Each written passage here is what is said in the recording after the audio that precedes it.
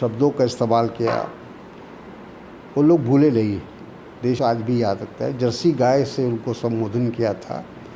और हर चुनाव में जब भी कोई चुनाव आता है तो कोई ना कोई ऐसी बात वो बोलते हैं जो लोगों को बुरी लगती है। जैसे मंगलसूत्र छीन के ले जाएंगे अगर कांग्रेस वाले जीत गए, गठबंधन इंडिया गठबंधन जीत गया, तो जो प्रधानमंत्री के पद पर रहते वो इस तरह की भाषा अपशब्द का इस्तेमाल करता हो, वो एक मामूली कार्यकर्ता से क्या अपेक्षा करता है, क्या उम्मीद करता है? But is that an excuse? Should this be normalized in the politics of this country? Whether it's for the Prime Minister or for anybody else, should this kind of language be normalized? Because this is not the first time something of this nature has been used against the Prime Minister. There is a long list of derogatory words, abuses, which have been used against the Prime Minister, whether it's Maut ka Saudagar, or anything else. I deliberately, this is running here on the screens. If you see it, I deliberately don't want to go through and read each of them, because it just doesn't behove a civilized society like ours. It just doesn't behove any civilized society. Why should we mainstream this? But the bigger question, ladies and gentlemen, is whether this is exclusive to one party. And it's disappointing to say it is not. Just take a look at the abuses that have been hurled, leveled against the Gandhi family, Sonia Gandhi, Rahul Gandhi as well. And they are not the only leaders. Whether it's the Home Minister who has been at the receiving end of some derogatory words, or any other leader, across the country, why is this being so normalized? I mean, we should not even be debating this. That is something, that should be given, that there has to be certain sense of decorum and respect as far as political leaders or anybody is concerned, whether you are in politics or not. But can the Congress party run away from the responsibility? That's the big question. Let me very quickly go across, and how much of this is going to be, an emotional card that Prime Minister has used in impact as far as the elections of Bihar is concerned.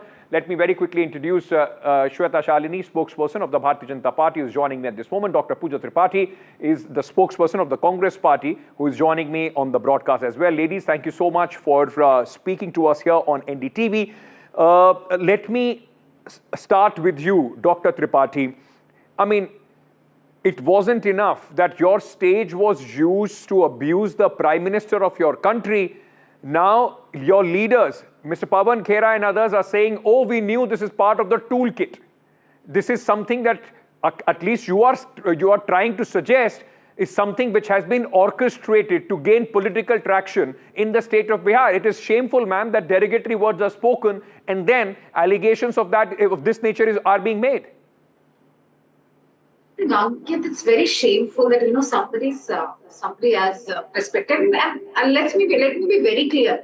Every mother in this country, every woman, forget being a mother, beti, bakku, and behan. Every mother deserves respect, and when we have aptly made it clear that this was a mentally stable person who got on the stage, who runs a cycle shop in got on the stage and did it. He was nowhere associated with Congress, and we knew this. Have you ever seen? Let me turn the tables. This was some mentally stable person who went on an abuse, and we want the strictest punishment against him because he's gone on to gone on to say some abusive words to Prime Minister, which will not repeat on your channel. But let's turn the tables. From the highest echelons of power, from the highest responsible seats of constitutions, comments have been made like Jersey guy, Congress की विधवा जो अपने खाते में पैसा ले जाती थी, उसकी हिम्मत नहीं है इलेक्शन लड़ने की, वो दौड़कर चली जाएगी। 100 करोड़ की गर्लफ्रेंड, विपक्ष के साथी, ये मुजरा लालटेन लेकर मुजरा करते हैं जमात. These were the words. Like I said, I don't want to. I can also repeat all of them. I have a full list of what has been said against Sonia and Rahul Gandhi, and also a list of what has been said against the Prime Minister. I don't think that it would behove anybody to put this out and repeat them. My question is, can you hide behind this fact that, oh, somebody else said something about Rahul Gandhi, so hence, if this man is saying something, then it's equal? Can you let me complete? We are not hiding. We are demanding the strictest punishment against him. But the problem is, have you ever seen Sonia Gandhi saying कि मैं शादी करके आई थी, मेरे पति शहीद हो गए? Have you ever seen Rahul Gandhi saying मुझे शहजादा कहा, मेरे डीएनए को क्वेश्चन किया, मेरे पिता को गाली दिया, दादी को गाली दिया, परदादा को गाली दिया? Have you ever seen Priyanka Gandhi saying? Priyanka Gandhi went on to say in Karnataka कि प्रधानमंत्री जी हर वक्त रोना बंद कर जी, सार्वजनिक जीवन में छीटाकशी होगी, हिम्मत रखिए. You know, why this pity party? A mentally stable person goes on to stage. Cheetakashi is very different from abusing somebody's dead mother. It's not fair. It's not at all fair, but if Prime Minister's mother is respected, she's duly respected, she's hugely respected. Rahul Gandhi's mother is also respected. Our Congress spokesperson, Surendra Rajput's late mother, was abused on live TV by their national spokesperson, Prem Shukla. I'm not repeating the gali. It was a similar gali used against Prime Minister Modi's mother, but no action has been taken against Prem Shweta Shukla. Shalini, let me bring you in at this moment. While, as I said, it's been the most despicable, in fact, words which have been used for the Prime Minister of this country. The question then would also be, what action does the BJP take against their own leaders when something of this nature is said from them towards the opposition? Then it makes everything fair game in politics. Very shameful to say that, but it does. Shubhendu Adhikari, and I can't even repeat what he said against the leader of opposition. Has any action been taken against him? So, Ankit ji, first and foremost, before answering your question, let me point out, did you just see the double face of Congress? Because I just heard Pooja ji start with the statement of, oh, that was a mentally unstable guy, and later just trying to say that, oh, ye to cheetakashi thi. And let me be very frank on this. I think there is no point in politicizing this. Me and Pooja ji both are women. I think it is a matter of respect. It is a matter of demeanor for women. Forget about mothers. Mothers are of prime importance. I'm a mother. I know the fact how difficult it is to bring up children, and for a specific mother that we are talking about who gave away his child for public good, we are talking, and Pooja ji comes up on national television to say that this is cheetakashi. So we have to point out, there's no point, Ankit, to go ahead and say they said this, they said that, and so said this. But I will have to point out that these things come because it is a stage which was a stage of Rahul Gandhi ji and Tejaswi ji. So I just want to ask a simple question. Have you heard Pooja ji apologize? Did you hear Rahul ji apologize? Did you hear Tejaswi apologize? One single bit. Have they ever turned around and said, oh, this was a mistake?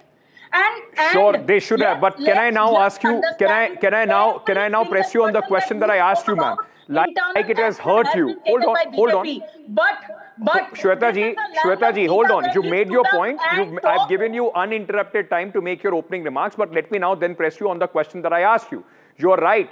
Rahul Gandhi should have condemned what somebody said from their stage. I absolutely agree with you.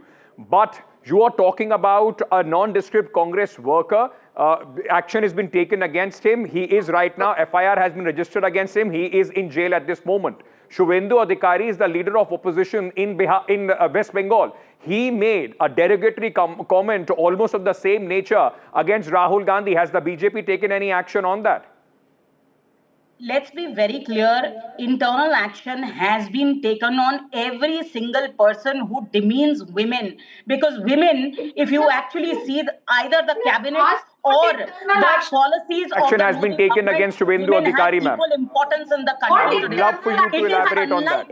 The culture of Congress, which calls where Kamal Pooja, hold on, Doctor, hold on. Let her complete her point. Candidates as item girls or calls candidates who are women as somebody who are decors and decorations in the election process. So let's be very As clear. I said, ma'am, I would love to hear what action the BJP has taken. You have not underlined that, but Dr. Pooja Tripathi, this is the problem, isn't it? And both of you, while you present the side of your party, expose the double standards that politics in this country almost displays, and the level that the politics has come to. personal remarks, these kind of abuses. And Pooja, let me also remind you, every time there has been this whole attempt to abuse the Prime Minister, electorally also, the Congress party has paid a huge price, whether it was the chaiwala comment made by your leader in 2014 election, or later the niche comment that was made before 2019. Electorally also, it doesn't behove the Congress party to in fact defend this. And you think Prime Minister ji doesn't know that? The whole point of bringing this up, bringing a mentally unstable person's comment in the Bihar electoral flow is meant to gain electoral. Why did you people not apologize? Shweta ji, let her complete. Like I did not let her interrupt when you were speaking. You will accord the same to her. Let us complete, and then I'll come to you.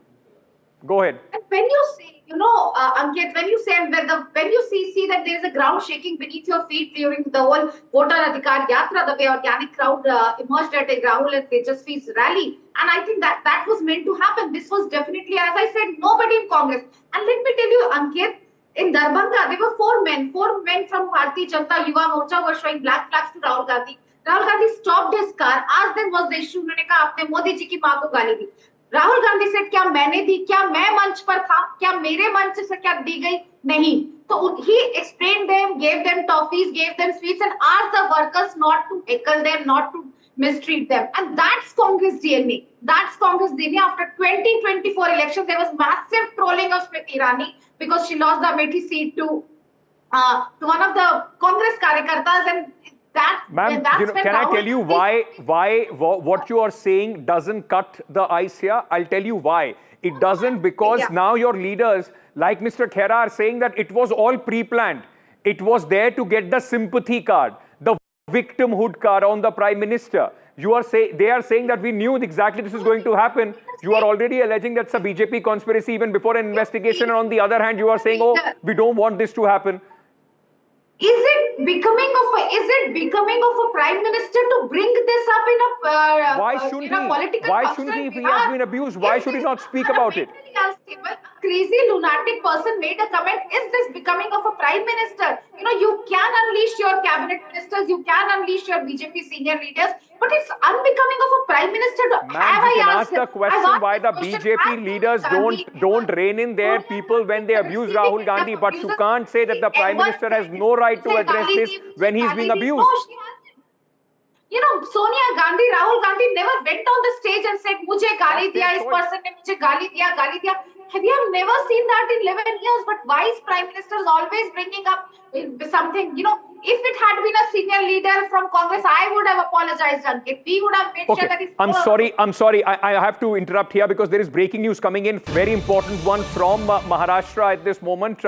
In Mumbai, we are getting information now that Manoj Jarange Patil, the man who was heading this whole Maratha protest, in fact reservation protest, there has been a breakthrough in this whole reservation demand in the talks between the government and Manoj Jarange Patil.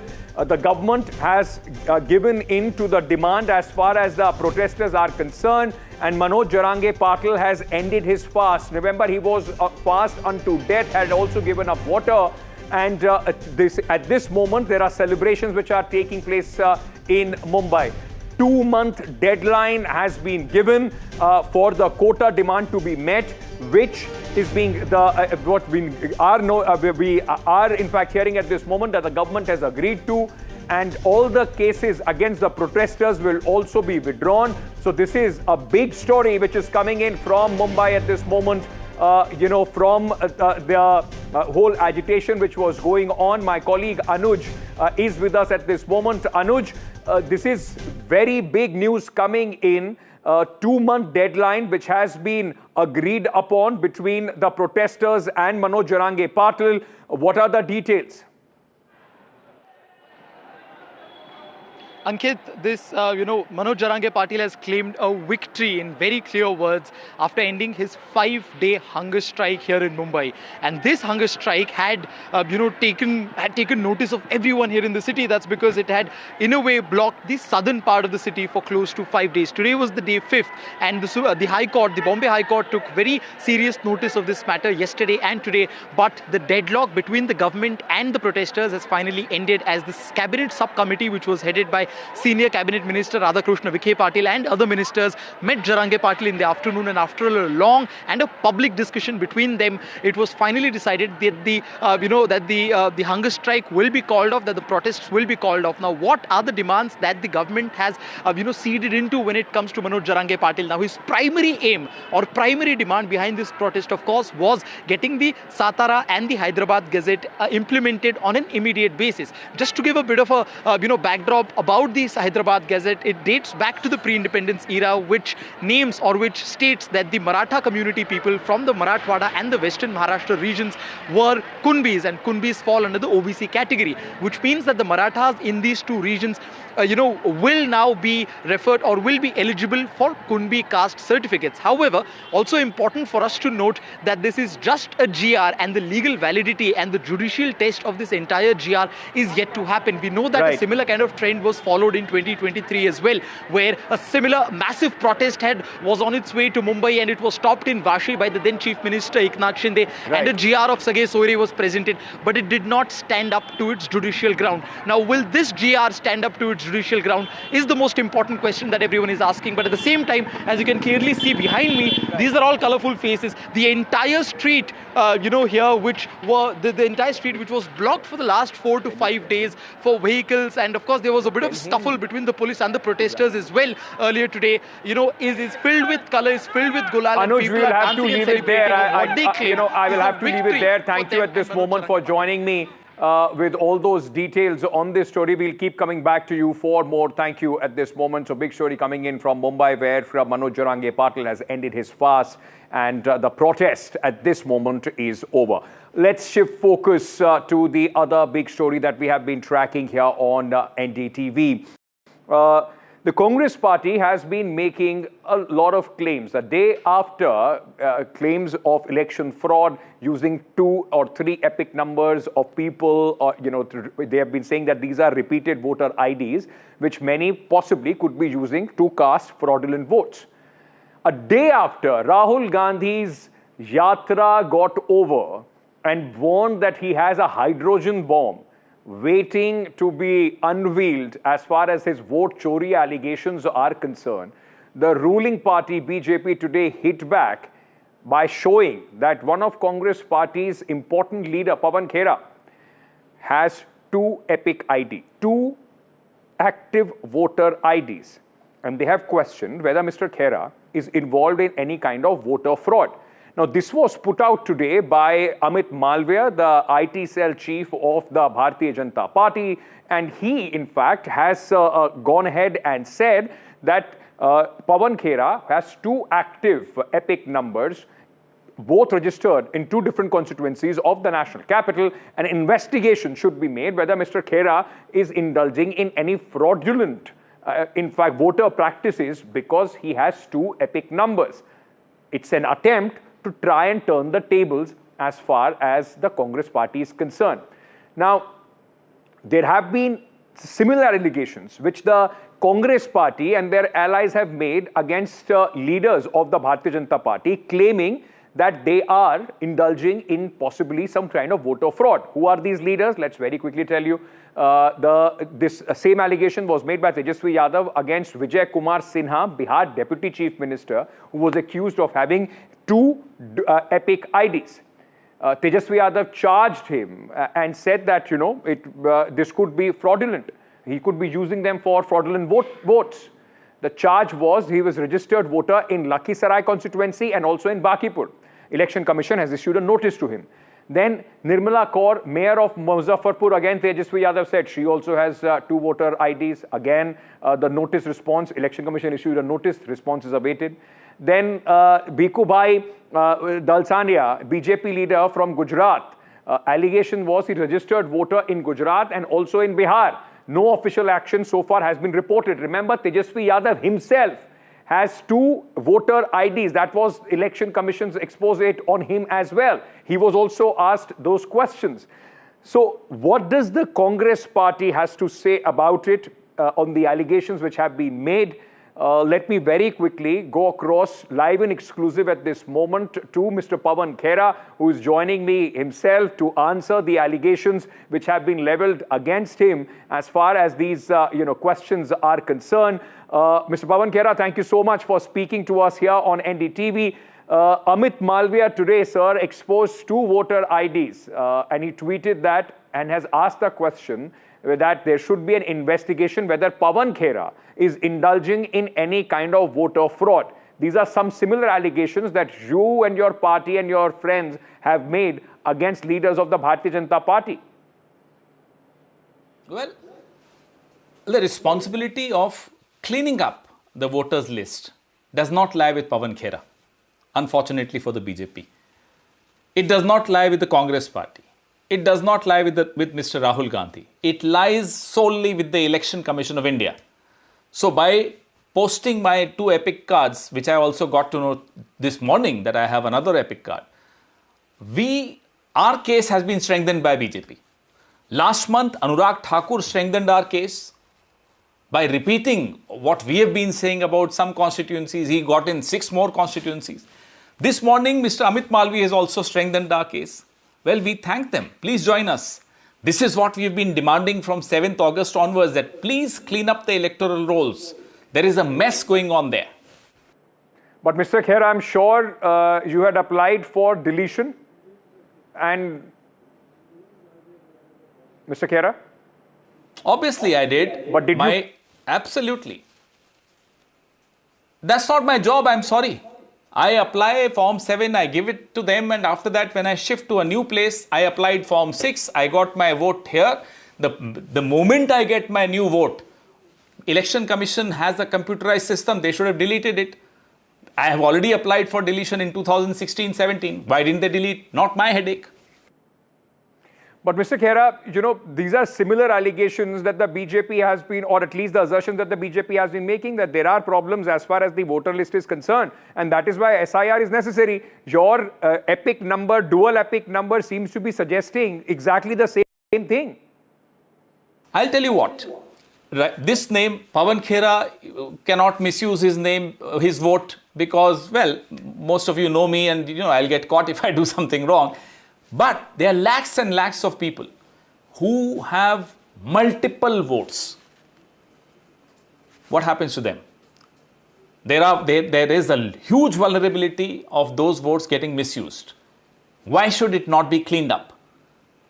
Well, we've given you the Mahadevpura example. We'll give you more. In the words of Mr. Gandhi, another hydrogen bomb is coming soon. But Mr. Khera, whether it is Mahadevpura or the hydrogen bomb that you are talking about, sir, the whole question and argument about cleanup, that is why the SIR practice in Bihar is being in fact undertaking. But saying that these possible clerical errors, like you are saying the Election Commission responsibility to delete the name or incompetence of a BLO on the ground, does that in fact mean fraud? Does that in any way back the vote chori argument that you and your party has been making, sir? I'll come to that. Now, between 2016 and 2025, 2016 is when I shifted out of my government house and came to the private house. 9 years, several role revisions have happened. This shows to you the way these role revisions are carried out. If the BLO had bothered to go and check whether I live in that same house or not, this wouldn't have come out. This would have been corrected. This shows that the BLOs don't even go on the ground. They sit in their offices and just make the lists. This is exactly what we are pointing out in the so-called SIR exercise going on in Bihar. 33,000 people who are alive have been shown as dead. Is this correct? Lakhs and lakhs of people have been removed from the voters list saying that they are not there. They were there. 75% women from various constituencies have been declared dead or migrated. Just the women of the household have migrated. How is it even possible? So all these issues that we are raising or flagging are issues that weaken our democracy if they are not addressed in time. And they become a tool in the hands of the ruling party to be misused. Mr. Khera, but then, I'm asking you this again, because the fact is, sir, that all these anomalies or the problems as far as the Election Commission's functioning is concerned, how do they then add on to your charge of vote chori? And if they do, then you are in fact strengthening what the BJP has been saying. When Tejasvi Yadav goes across and says 2 epic number means fraud, then the same argument can be ascribed to you as well. 2 epic numbers means fraud. So should the fraud allegations be then accepted for the Congress party as well? No, absolutely. The question has to be asked to the ECI. Show us the CCTV footage of New Delhi Assembly segment. Show if anybody has misused my ID. I also want to know. In fact, it absolutely strengthens what we've been saying from 7th of August 2025 for the last 1 month. The onus to run a clean election lies with the ECI. The onus to clean up the electoral rolls lies with the ECI. Khera, while we are speaking, just a short while back, the Election Commission has also put out a notice. And in that notice, the Election Commission has asked you to explain how and why do you have 2 epic IDs and why action should not be initiated against you as it is in the violation of the rules as far as the Election Commission is concerned. Well, I'm very grateful for the lightning speed with which the Election Commission has responded to this. I wish they had done the same with all other anomalies that we pointed out. I don't know why they didn't act on Mahadevpura. For Mahadevpura, they wanted Mr. Gandhi to give an affidavit. For this, no affidavit is required from Mr. Amit Malviya. Straight notice to me. I want to ask the Election Commission if they've issued 100,000 notices in Mahadevpura Assembly segment. Having said that, I will definitely respond to this notice much before the 8th. Mr. Pawan Khera, thank you so much for speaking to us here on NDTV and presenting your side of the story as far as these allegations are concerned. All right, let me very quickly get in a quick response from Shweta Shalini, BJP spokesperson, who is with us on what Mr. Pawan Khera has just said on the allegations which have been made by the Congress or by the BJP on the Congress party. Shweta, you heard Mr. Pawan Khera. He's saying that, listen, it only strengthens the claim that we have been making that there are anomalies as far as the Election Commission is concerned, and that is the reason why there needs to be an investigation. Ankit ji, I absolutely heard Mr. Pawan Khera, and I also heard you putting words into his mouth by asking him directly if he actually applied for deletion, because he himself did not say that he applied for deletion. Having said that, I would again want to say that this does not justify his claim. In fact, it justifies our claim that SIR is important. In fact, that is why we are saying chor ki dadi mein tinka, and now that Pawan Khera does not have a dadi, so maybe chor ke gaon mein kheda. Because ultimately, if you actually look at it, see, what did he say? They have given 69,000 complaints in Bihar for SIR, but not one place they have given Form 6 and Form 7. Here, he talked about Form 6 and Okay, ma'am. I'm sorry, we have to cut across to the Deputy Chief Minister Eknath Shinde of Maharashtra speaking on this very important issue of Manoj Jarange Patil. सबसे पहले मैं मनोज जरांगे पाटिल इनका अभिनंदन करता हूं। उनके सभी मराठा समाज के आंदोलक बहनें और भाइयों का भी मैं अभिनंदन करता हूं, उनको धन्यवाद देता हूं, क्योंकि उन्होंने आज अपना आंदोलन वापस लिया है और यहाँ पर जो उनकी मांगे थी वो हैदराबाद गैजेट को लागू करना, ये भी हमारी महायुति सरकार ने मंजूर किया है, उसका GR भी निकाला गया है और उसी के साथ उनके जो हैदराबाद गैजेट लागू करने के लिए 3 सदस्यीय कमेटी का गठन किया है और उसमें ग्राम पंचायत अधिकारी, ग्राम महसूल अधिकारी, सहायक कृषि अधिकारी होंगे और ये वेरीफाई करेंगे और ये सर्टिफिकेट जो है वो देने का काम करेंगे। और उसी के साथ सातारा गैजेट को अभी निर्णय हुआ है, उसके लिए 1 महीने का समय लगेगा और उसको भी सरकार ने सकारात्मक लिया है। और जो भी और भी मांगे जो थी उनके ऊपर जो केसेस है उसको पीछे लेना, जो लोग आंदोलन में जिनकी मौत हुई है, मृत्यु हुई है, उनको मुआवजा देना। मैं जब मुख्यमंत्री था तब कई लोगों को मुआवजा दिया है, 10 लाख रुपए, और नौकरी दी हुई है।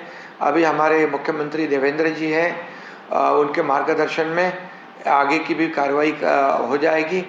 मैं मुख्यमंत्री जी को भी धन्यवाद देना चाहता हूँ। हमारी जो उप समिति जो है जो गठित की गई थी इस मसले को सुलझाने के लिए, और राधा कृष्ण विखे पाटिल और सभी हमारे जो मंत्रीगण हैं उनका भी अभिनंदन मैं करता हूँ।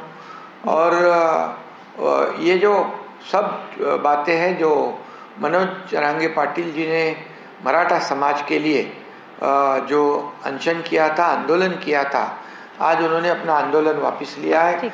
वह सरकार हमेशा इस मराठा समाज को लेकर सकारात्मक रही है और अन्य किसी समाज का नुकसान नहीं करते हुए ये आंदोलन चल रहा था शिंदे साहब, जब मैं चीफ मिनिस्टर था तब जी सर, जो आंदोलन चल रहा था उनकी एक प्रमुख मांग ये थी कि मराठा समुदाय को कुनबी का दर्जा दिया जाए, उसमें शामिल किया जाए।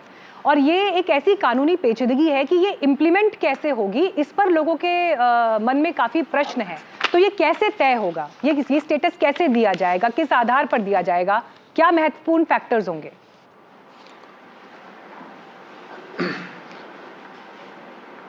अब तो जीआर जो निकला है उनकी मांग ये भी थी हैदराबाद गैजेट को लागू करें। हैदराबाद गैजेट को लागू करते समय यहाँ पर जो भी जो गांव है वहाँ पर जो लोग रहते हैं उनको एफिडेविट देना है, उनके कोई रिलेशन में जो है उनको कुनबी प्रमाण पत्र उनके पास हो तो उनके आधार पर उनको कुनबी मैं हूँ करके एफिडेविट देना पड़ेगा। और उसके बाद एक होम इंक्वायरी, गृह चौकसी कहते हैं उसको, वो हो जाएगी और गांव के लोग उससे सर्टिफाई करेंगे तो निश्चित रूप से वहाँ पर उनको कुनबी सर्टिफिकेट मिल सकता है और मिलेगा, ऐसा तय हुआ है। क्योंकि ये जो निर्णय हमने लिया है, पिछले बार भी 58 लाख लोगों को कुनबी दर्ज किया था, कुनबी उनकी रजिस्टर किया था, उसमें 10,35,000 लोगों को कुनबी सर्टिफिकेट इशू भी किए थे जब मैं मुख्यमंत्री था। और अभी तक के कार्यकाल में कभी भी कुनबी सर्टिफिकेट इशू नहीं हुए थे, लेकिन पिछले 2.5 साल से 58 लाख लोगों की नोंद हुई है और 10,35,000 लोगों को कुनबी सर्टिफिकेट इशू भी किया है। और इसलिए जो उसमें और सुलभता आ जाए, जो रूल्स 2012 है उसमें हमने और सुलभता लाने के लिए ये हैदराबाद गैजेट को लागू करने का निर्णय लिया है। और हैदराबाद गैजेट में भी जो भी लोग एफिडेविट देंगे कि मैं कुनबी हूँ और उनके दादा परदादा जो भी गांव के कोई भी व्यक्ति रिलेशन में कोई भी व्यक्ति है उसके पास कुनबी प्रमाण पत्र हो तो निश्चित रूप से उसके आधार पर उसकी जांच होकर उसको सर्टिफिकेट इशू हो जाएगा तो उसको उसका फायदा लाभ मिल सकता है। सर, मैं आपसे ये भी जानना चाहूंगी कि आपकी पर्सनली मनोज जरांगे से कम्युनिकेशन हुई, उनसे बात हुई, और क्या ये कंफर्म माना जा रहा है, सरकार ये मान रही है कि रात 9 बजे तक प्रदर्शन स्थल पूरी तरह से खाली हो जाएगा और आंदोलन कंप्लीटली खत्म हो गया है? ये कंफर्मेशन आपके पास आ गया है सर?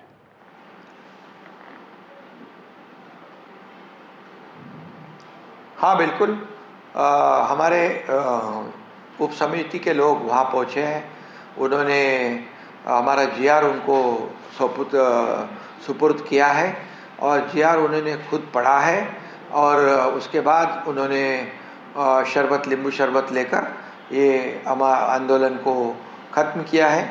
और निश्चित रूप से 5 दिन का उन्होंने आंदोलन किया था। मनोज जरांगे पाटिल ये पिछले समय भी जब आंदोलन किया था तब हमारी सरकार ने 10% उनको मराठा रिजर्वेशन दिया था SC/BC में से, और 58 लाख लोगों को कुणबी है करके उनके दस्तावेज मिले थे, और 10,35,000 लोगों को कुणबी प्रमाण पत्र इशू किए थे। जस्टिस शिंदे कमेटी अभी भी काम कर रही है, और जस्टिस शिंदे कमेटी के वजह से ये काम हुआ है, और इससे काफ़ी लोगों को फायदा हुआ है। ओके सर, इन सब के बीच जब ये आंदोलन चल रहा था, पूरे देश की निगाहें लगातार टिकी हुई थी कि आखिर इस आंदोलन को कैसे खत्म कराया जाएगा और आरक्षण को लेकर सरकार का डिसीजन क्या होगा, जिस पर काफी हद तक पिक्चर आज क्लियर भी हो गई है। लेकिन इस आंदोलन की आड़ में प्रश्न चिन्ह महायुति को लेकर भी उठ रहे थे, और ये सवाल लगातार पूछे जा रहे थे कि क्या सब कुछ ठीक नहीं चल रहा है। धन्यवाद बोलले ना सर, हे चालू आहे तिकडे, त्यांचं पण चालू आहे नहीं देखिए, त्यांचा आवाज येत नाही, उनका आवाज नहीं आ रहा। जी सर, सुन पा रहे हैं? तू काहीतरी केलंय ते। सरकार के भीतर सब कुछ ठीक चल रहा है सर? नहीं, अभी आवाज कट हुई थी। हाँ बिल्कुल ठीक है, और इसीलिए तो इतना बड़ा फैसला जो लिया है हम मुख्यमंत्री हमारे देवेंद्र जी, मैं, अजीत दादा पवार, हम तीनों ने यहाँ पर चर्चा की है, और चर्चा करने के बाद हमारी जो उप समिति है विखे पार्टी, उनके जो मेंबर्स हैं उनको ये जो निर्णय हमने लिया है, हैदराबाद गैजेट हो, सातारा गैजेट हो, उनके ऊपर आंदोलन के केसेस हो, उनको मुआवजा हो, कई जो भी मांगे थी उस पर हम तीनों ने मिलकर बैठकर चर्चा की हुई है। और ये सरकार हमेशा ये आम आदमी जो लोग हैं, सर्वसामान्य लोग हैं, उनके लिए काम कर रही है। निश्चित रूप से हमारी सरकार पूरी तरह पॉजिटिव और प्रैक्टिकल है। ठीक, thank you so much sir, अपना समय देने के लिए, हमारे साथ डिटेल में इस बातचीत को शेयर करने के लिए बहुत धन्यवाद आपका। एक राशि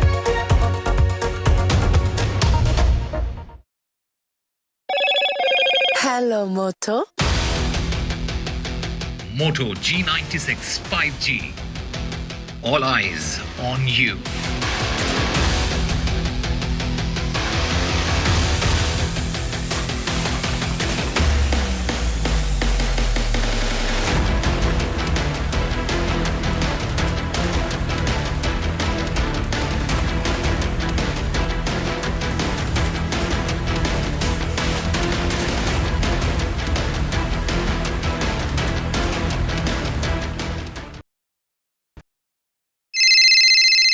हेलो बोलिए मैडम, डब्बा ट्रेडिंग कब से चल रहा है पता है मैडम आपको? हम और आप तो जन्म भी नहीं हुआ था हमारा।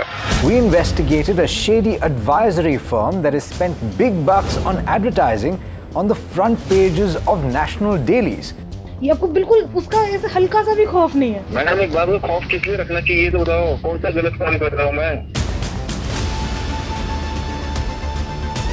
After our report, we also saw NSE came out with a cautionary circular to the investors. Market Regulator Securities and Exchange Board of India has also come out with a release talking about the actions that it has taken. Cyber complaint has also been filed against the entities involved in this entire dabba trading scam.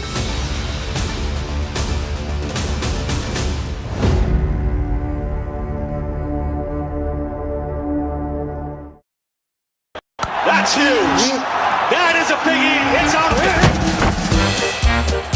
Gold glass, clear glass, पार हो या near, सब कुछ दिखे clear.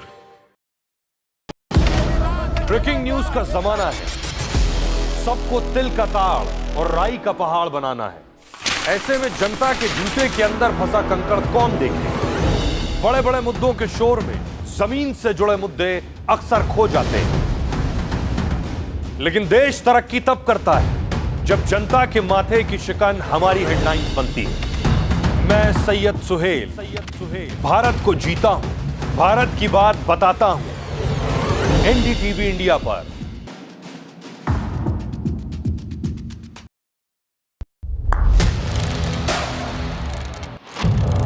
What seems settled for me is unfinished business.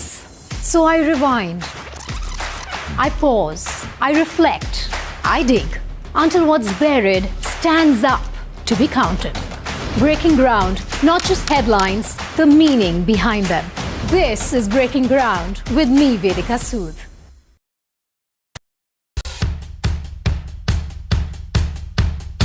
The markets move fast.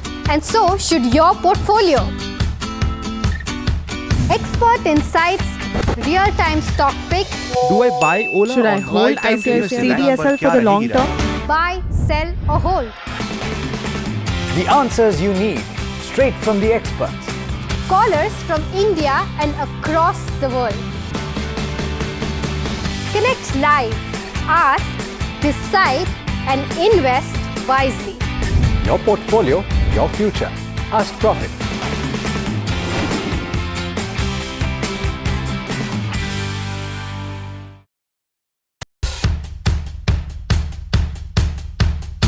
The markets move fast. And so should your portfolio. Expert insights, real-time stock picks. Do I buy Ola? Should I hold CDSL for the long term? Buy, sell or hold. The answers you need, straight from the experts. Callers from India and across the world. Connect live, ask, decide and invest wisely. Your portfolio, your future. Ask Profit.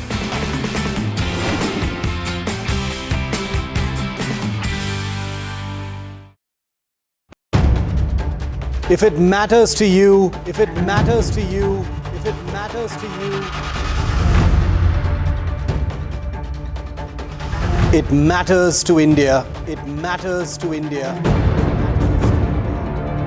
and it matters to me, and it matters to me. India Matters with Shivaru, only on NDTV 24/7. Other opposition parties. They argue, I conclude. They deflect, I drill down.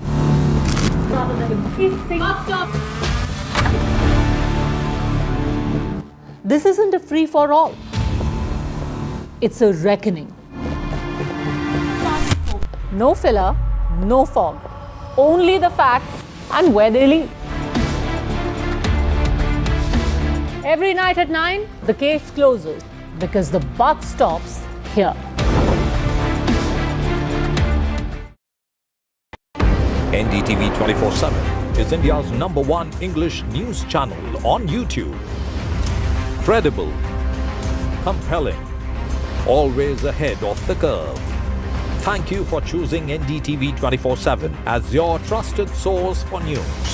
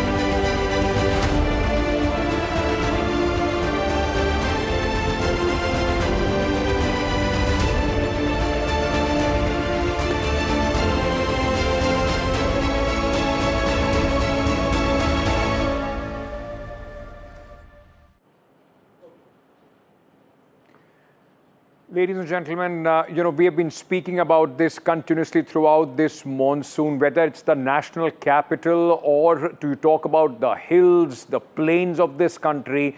Rain fury, flood fury has absolutely put life in chaos across North India.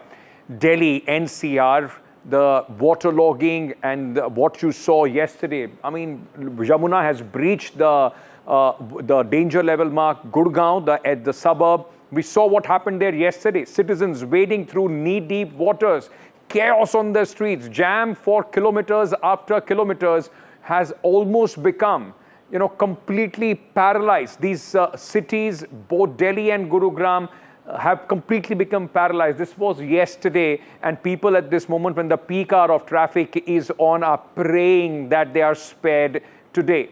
But it's just not about Delhi NCR. Punjab, suffering from one of the worst floods that it has seen in the last many decades. There are cities after cities, villages after villages which are submerged. Lakhs of hectares of agricultural land has completely been submerged, and people are on the knees at this moment. Whether it's Odisha, where the water has rushed into people's homes, emergency has been called, and there are rain battered these cities in many places. The government trying to help citizens. Look at the situation, people wading through knee-deep waters. Or it is Himachal Pradesh, Uttarakhand, Jammu and Kashmir, the hill states, which have seen one of the worst floods, landslides, cloudburst. The question that people are asking, is there even a watertight solution to this? Short break, we are coming back.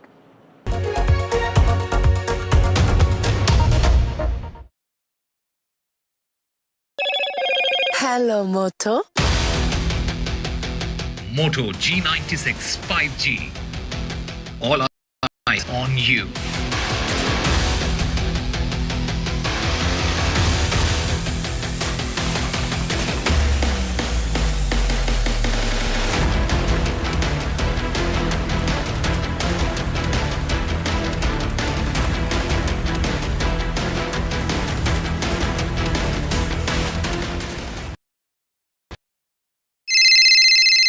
Hello बोलिए madam, dabba trading कब से चल रहा है पता है madam आपको? हम और आप तो जन्म भी नहीं हुआ था हमारा.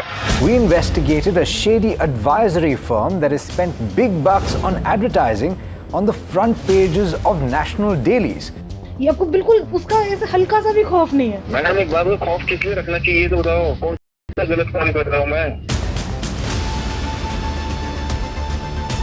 After our report, we also saw NSE came out with a cautionary circular to the investors. Market Regulator Securities and Exchange Board of India has also come out with a release talking about the actions that it has taken. Cyber complaint has also been filed against the entities involved in this entire Dabba trading scam.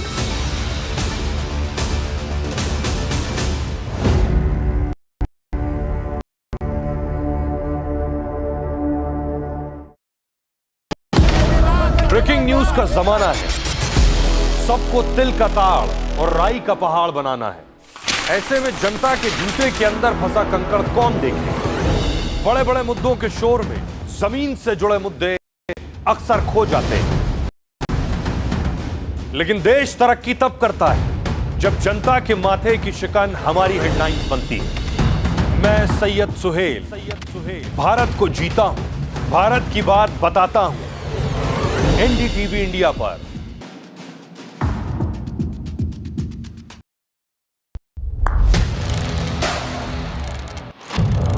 What seems settled for me is unfinished business. So I rewind, I pause, I reflect, I dig until what's buried stands up to be counted. Breaking ground, not just headlines, the meaning behind them.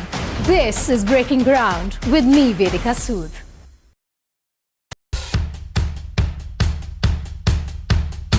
The markets move fast. And so should your portfolio. Expert insights, real-time stock picks. Do I buy Ola? Should I hold CDSL for the long term? Buy, sell or hold. The answers you need, straight from the experts. Callers from India and across the world. Connect live, ask, decide and invest wisely. Your portfolio, your future. Ask Profit.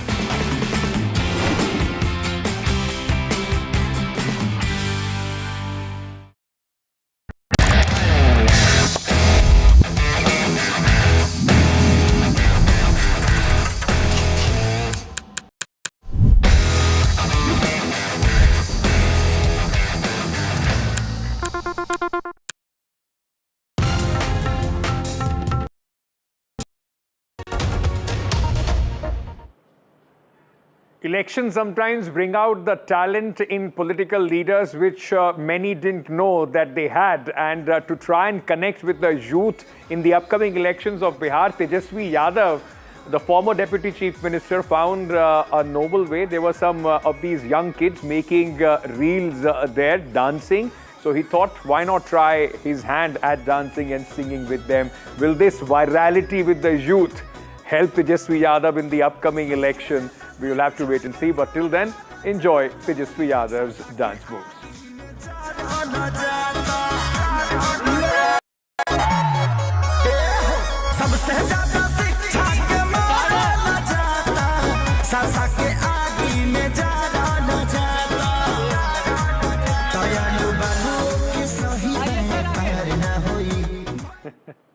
I mean, they'll go to any extent to try and connect with their voters. All right, that's all the time that I have, ladies and gentlemen, of Nationwide at 6. I'll be back tomorrow with much more on the... Thank you so much for being with us.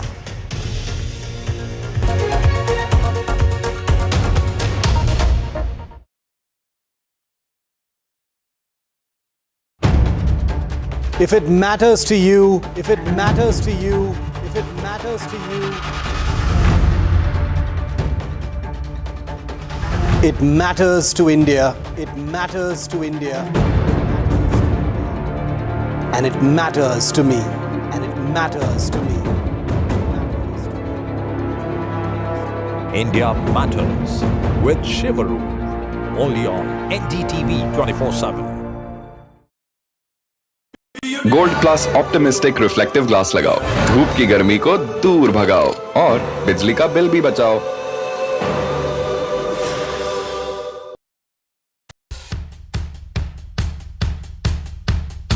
The markets move fast.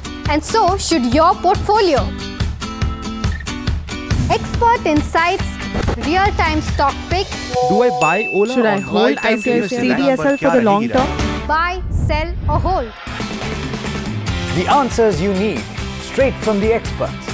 Callers from India and across the world. Connect live, ask, decide and invest wisely.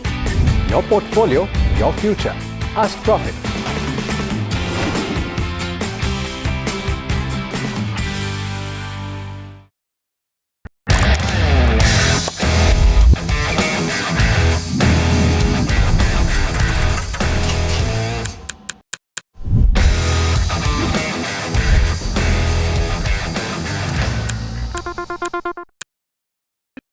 Other opposition parties. They argue, I conclude. They deflect, I drill down.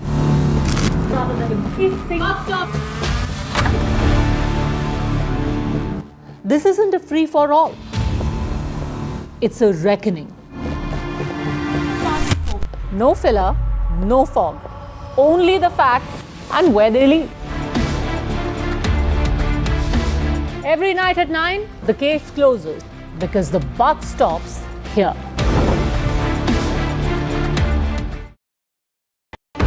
NDTV 24/7 is India's #1 English news channel on YouTube. Credible, compelling, always ahead of the curve. Thank you for choosing NDTV 24/7 as your trusted source for news.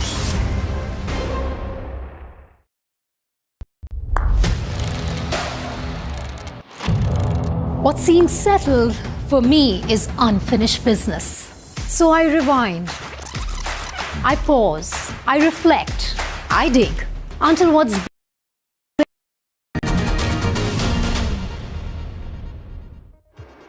Hello and welcome to the Southern View. I'm Veera Raghav. Vasudha couldn't make it this evening, but lots lined up over the next 60 minutes on the show, from the Prime Minister launching an emotional offensive against the opposition in Bihar, to the family politics of the BRS split wide open in Telangana, and Sri Lankan President Disanayake's Kachativu message to India. But first, let's take you through the headlines this hour. No risk for former JNU student Umar Khalid and 7 others jailed in the 2020 case. They are denied bail even after 5 years of lamenting in prison. Sharp reaction election activists and JNU Students Associations who say to the Supreme Court. The death toll in Afghanistan crosses 1,400 as a massive humanitarian situation unravels after a series of earthquakes in the war-torn country flattens towns and villages. Flood fury in Punjab as it battles one of its worst ever floods. Serious concerns in the national capital. Yamuna reaches danger mark.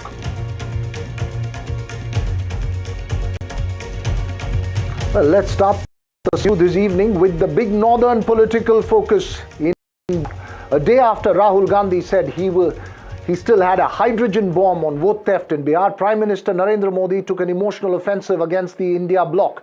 He declared that the abusive comments hurled at him by youth at Rahul Gandhi's Vote Adhikar Yatra in Darbhanga on the 27th of August is an insult, quote-unquote, not just to his mother, but to all mothers and sisters in the country.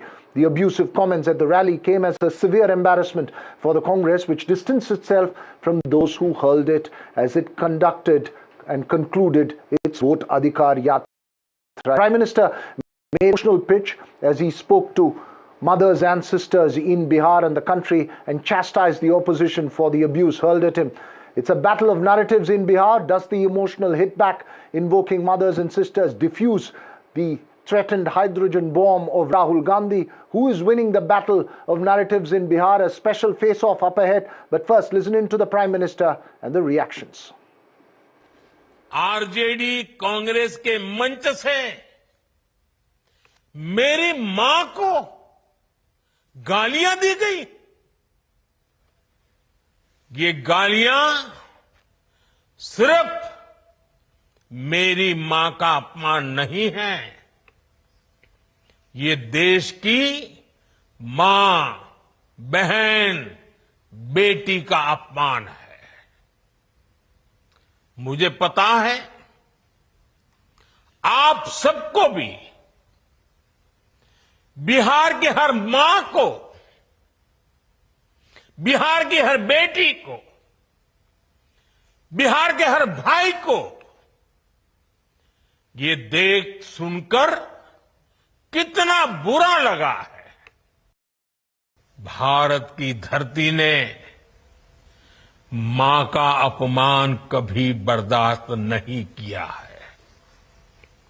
इसलिए RJD और कांग्रेस को सात बहिनी से माफी मांगनी चाहिए, छठी मैया से माफी मांगनी चाहिए।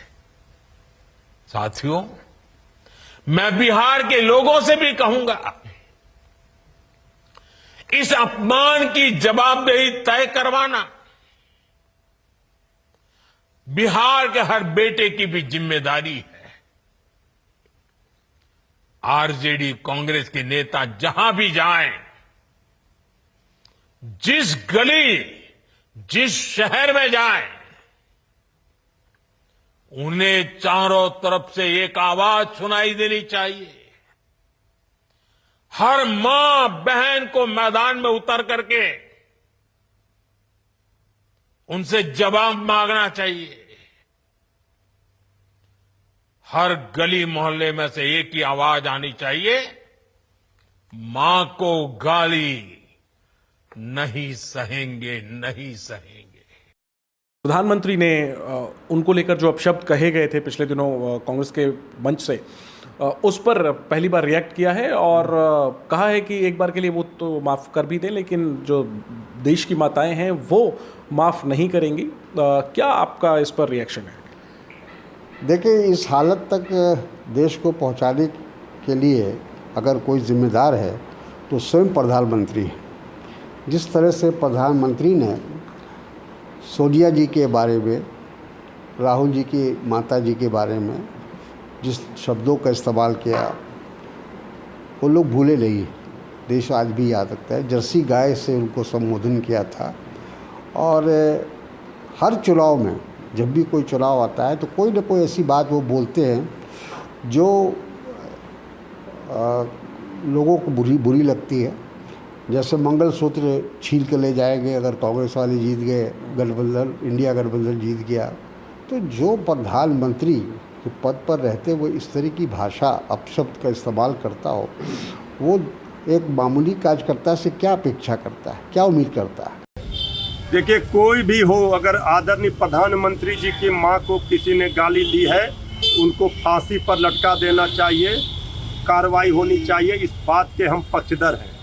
इसको लेकर भाजपा वाले फेक प्रोपगंडा फैला रहे हैं। जब उस मंच पर श्री राहुल गांधी जी और श्री तेजस्वी यादव जी गए ही नहीं, ये गाली दिलवाने का साजिश षड्यंत्र किसने किया? मां के नाम पर सियासत नहीं होनी चाहिए। आदरणीय प्रधानमंत्री जी की मां पूज्य हैं, लेकिन इस पर सियासत नहीं होनी चाहिए। ये बात भी ख्याल आदरणीय प्रधानमंत्री जी को रखना चाहिए। जब दूसरे की मां को, श्री राहुल गांधी जी की माता को गाली दी जाती है, तब क्यों चुप हो जाते हैं? So who's winning the battle of narratives in Bihar? Joining us this evening, Radhika Khera of the BJP, Bhavna Jain of the Congress, and NDTV's consultant Ajit Kumar Jha. For a change, instead of going to the political guests, let me come to you first, Ajit Kumar Jha. It's a battle of narratives in Bihar. Who has now got the edge? Look, the abuse to the Prime Minister's mother is absolutely condemnable, reprehensible, and it should be condemned in very strong language. In fact, I would have been happier if Rahul Gandhi and Tejaswi Yadav had apologized on behalf of this person who abused the Prime Minister's mother. So having said that, right now, campaign has officially not begun. The election has not been announced. The last 16 days rally by Rahul Gandhi and Tejaswi Yadav has obviously created a buzz all around Bihar. They have traversed 110 assembly constituencies, across 3,000 plus kilometers, and 16 long days. So given that, and given the fact that SIR had created some kind of turbulence in the state, so at this moment, the advantage in terms of agenda seems to be with Rahul Gandhi. Right. But having said that, the Prime Minister's speech in Gaya-ji, and by the way, he's going there again for Pindadan, that will sort of obviously going to counter the narrative. So advantage Rahul, but I think the Prime Minister and the entire BJP, when they begin the campaign, I think that will be a blitzkrieg. Bhavna Jain, the emotional hit from the Prime Minister, some believe can negate the rally and the Congress's impact on the ground. In some sense, as one observer put it, if Rahul Gandhi is threatening a hydrogen bomb, the Prime Minister has dropped the mother of all bombs. How does the Congress demand? Is it time for the party and its allies to apologize and put this controversy to rest? First of all, we are a Gandhi-Vadi party. We believe in the Gandhian philosophy of no violence, whether it is through mouth or through your body or your actions. We are against any kind of violence. Actually, it is very surprising that, the BJP toolkit has become so predictable. What they do is they, Prime Minister has used this in the past as well in Karnataka elections, where I'm abused, or my mother is abused, or that becomes the narrative. We are the people of Bihar. We are talking about Rahulji's Yatra Voter Adhikar rally that has been. It's not a rally; it's a yatra for protecting the rights of the Bihar voters. The question is of the mother of, thousands of millions of those children whose jobs have been lost and they have no employment available in Bihar. They have to leave their homes and travel to, far off places to find jobs. That is the issue. The issue is of a SIR. The issue is of the mother, 84-year-old mother of Mr. Vinod Prasad, whose mother Urmila Devi was declared dead in SIR. So, the question is of those Radhika Khera, respond to Bhavna Jain. She says the real issues are the ones being fought on the ground and not the emotional hit. Good evening to everyone. I was just listening to the Congress spokesperson. She was talking about that they have learned from Mahatma Gandhi ji. This is what you have learned from Mahatma Gandhi ji, to abuse the mother of the Prime Minister of India? Is this the freedom that Mahatma Gandhi ji fought for? Is this what you have learned from him? I thought Mahatma Gandhi ji ने तो ये सिखाया था अगर आपको कोई एक थप्पड़ मारे तो दूसरा गाल भी आगे कर दीजिए.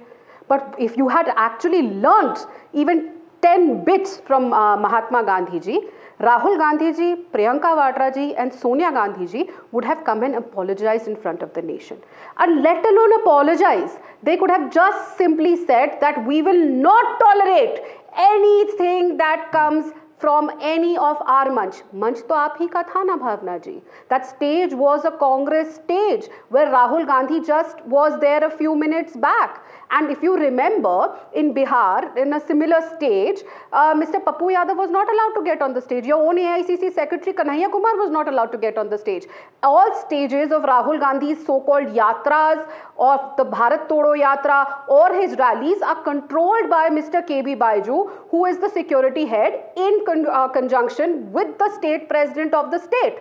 And they decide who will get on, off even before and after Rahul Gandhi leaves the program.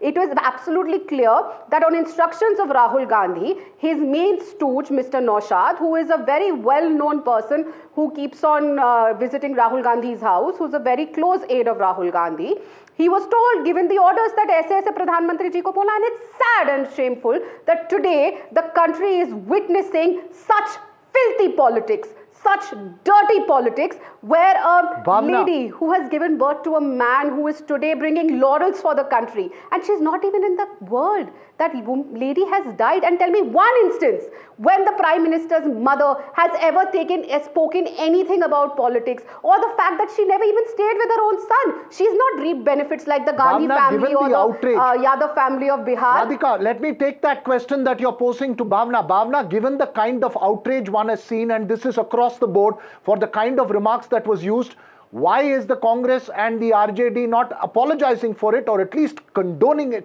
it in unequivocal terms? What I would like to reply to Radhika ji, she so eloquently described the stage security of the Congress Manch. She's so familiar with the Congress Manch and who is allowed on the stage or not allowed on the stage, being part of the Congress for a very long time. What I want to outline is that Rahul ji and Tejasvi Yadav were not there on the stage for a long time. It is an empty stage. No, who knows who got up there and spoke. So what is it to stop that BJP themselves have put in a person and created this mess? So the thing is, it's very, very clear. We are very clear in the control in. Following the issues of the people of Bihar. You're saying that the person may not even be the Congress person. We don't know who made that comment. So why should we apologize? Radhika, respond. First of all, and the stage was not even, stage was almost free for all at that time. Let me complete, madam. I didn't speak in between. Sir, please. This is not the kind of debate that I'm signed up for. Thank you. Radhika, go ahead. So Mr. Naushad, who was conducting this program, he was a very close aide of Mr. Ahmed Patel, and he was very well known for passing documents and whatever money or whatever to Rahul Gandhi's office, which was sent usually by Mr. Ahmed Patel, and he is an insider of the Gandhi family. Now he came out and apologized and said, if you remember, that this happened and this was someone who was from my team who went and said this, and I apologize, and this should not have been said. And all I'm saying again and again over here, see, that stage was a Congress party stage. Who got onto it? You just have to condemn it. What is the harm in condemning कि भाई हमारे stage पे चाहे वो कोई भी था, हमारे स्टेज पे ऐसे शब्दों की जगह नहीं है. That is one line that Mr. Gandhi had to speak. He can talk about अगर आपके पास 10% भी इंदिरा गांधी जितना हिम्मत है, Rahul Gandhi always make it very personal with the Prime Minister. When is the Prime Minister going to address the issues of the people of Bihar? Every single time. So you will abuse his mother? Practice to so you will abuse his mother and make it like a personal attack and always keep no, but condemn it and then we can get back to the issue. Once you condemn it in unequivocal terms, it will come back to the substance will come back to the issue that's there, Bhavna. The fact is there is no condemnation. My issue is always, first of all, we don't, as I said, we don't even know who said it. So if somebody comes on a free-for-all stage, which becomes when after Mr. Gandhi and Mr. Tejaswi Yadav have already left the stage long back. And, Miss Radhika Khera is continuously talking about some individual who is not even an office bearer of the Congress and talking about him apologizing. Madam Naushad is an office bearer. You don't know about your own party? Radhika, Bhavna is saying this is a diversionary tactic from you the don't know about It's a your own total party. diversionary tactic. Every corner of Bihar is 20 seconds, Radhika, before I go to Ajit. 1 second, I'd like to finish. Every corner of Bihar is, it's sad. Is reverberating. Okay, ma'am, my name is Radhika. You're not Radhika. I said I want to finish. Thank you. It's sad that... Finish, 10 seconds, go ahead. No, you can't keep taking the time. Second, Radhika, if you want to finish, you should apologize. I want to say one thing, that it's very important to note that how BJP uses every tactic, every corner of Bihar is now reverberating with one slogan: vote chor, gaddi chhod. Every Radhika, small child of Bihar is reverberating. When irony dies. Now, see, it's been over 10 seconds.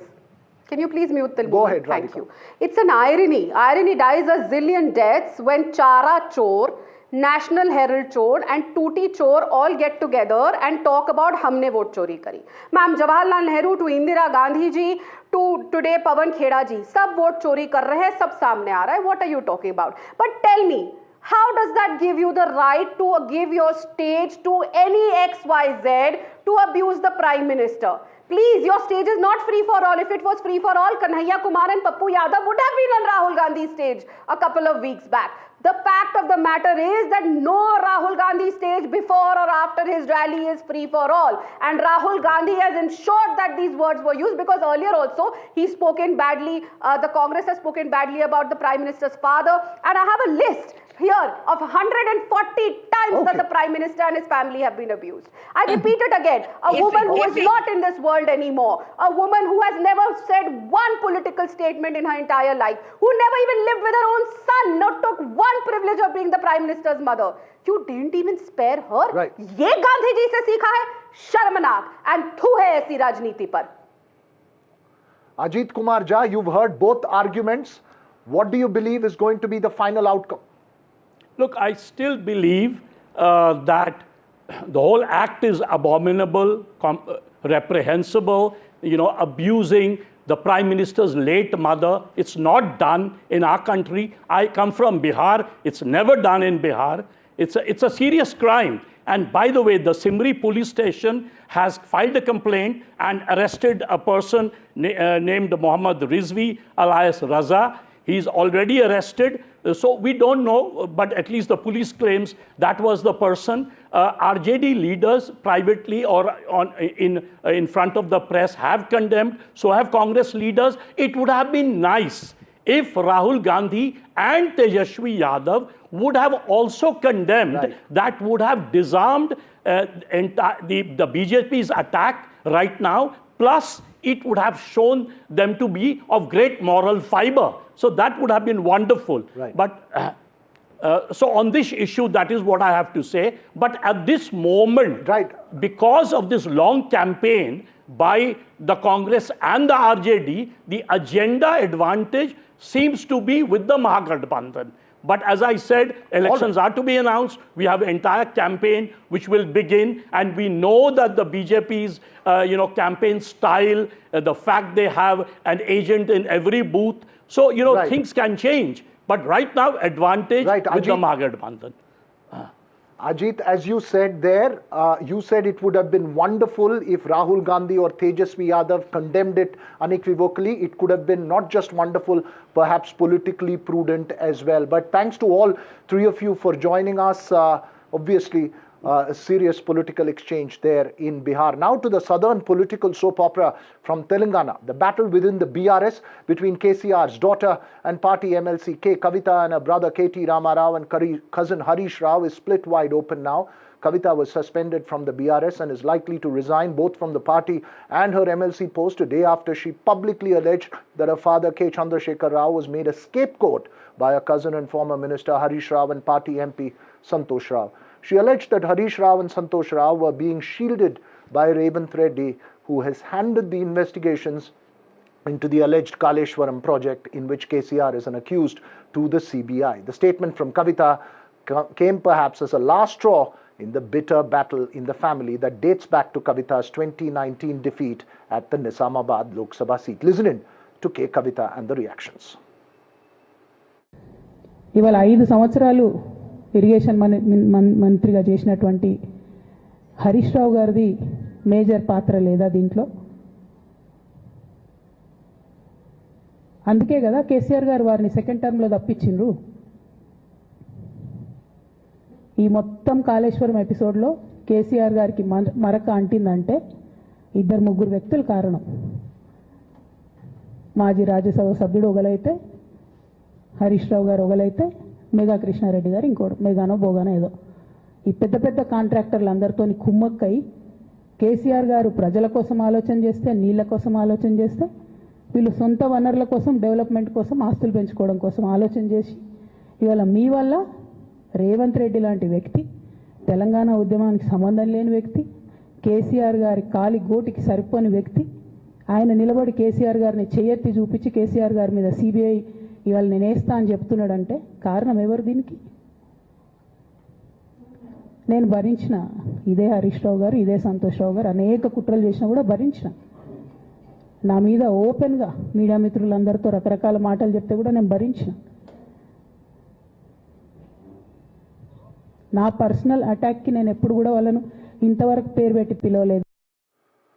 Well, joining us this evening, Ravula Sridhar Reddy, senior spokesperson of the BRS. He'll try and join in a bit, some technical issues with him. Ravikant Reddy, political editor of The Hindu, and NDTV's Uma Sudhir joins us live. Uma, what have you heard from Kavita? It now seems obvious that she's going to possibly resign from the MLC post and the party tomorrow. But what's the road ahead, both for the BRS and for Kavita? So Kavita is most likely going to be resigning from both the BRS as well as MLC, and she is going to be going to the Legislative Council chairperson to hand over her resignation, after which she intends to hold a press conference to put forth her ideas or her road ahead as well. What Kavita has done, the tremors were already being felt, and the quake in that sense, or the ground moving from under BRS feet really happened with Kavita actually targeting senior members of the BRS and who are part of the ministry and also part of the BRS of the KCR extended family as well. By targeting them, she has created that kind of a political earthquake for the BRS. And now they are going to experience the aftershock as well, because the kind of arsenal that she has provided to both the Congress as well as the BJP to target the BRS, that is the reason why in fact the BRS could not keep quiet at this time. As you have been mentioning, yes, all this kind of trouble has been brewing for quite some time, but now she targeted Harish Rao, Santosh Rao, who are part of the top leadership of the BRS, and what she has done is to actually play into the same kind of a narrative that both the Congress and the BJP, even Prime Minister Narendra Modi had said that Kaleshwaram was the ATM for the BRS. And in this case, by saying that they were guilty of amassing wealth, she is suggesting that the BRS regime on the Kaleshwaram issue. Ravikant Reddy, the fact that this seems to have been timed with the Kaleshwaram case, which is considered a big embarrassment for the BRS, shows that this is not perhaps a sudden move. What do you see the road ahead for KCR, KTR, Harish Rao and Kavita individually?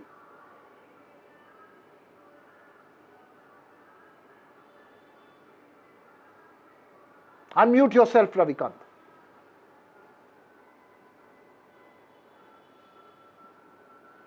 Yeah, am I audible now? Yes, you are. Go ahead.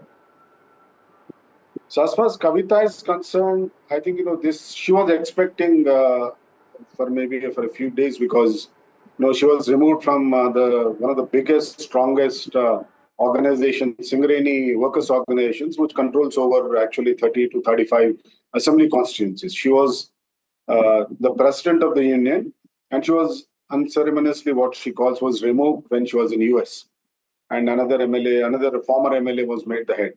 So she was expecting that there was a lot of pressure on KCR to remove her from the party, and that was one of the first steps.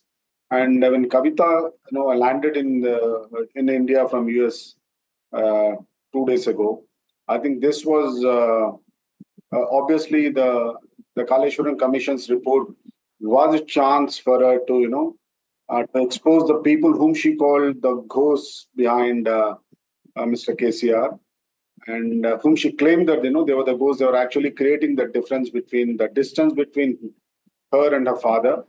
Were actually so she chose used the right moment to target them, as she was expecting that she would be removed from the party.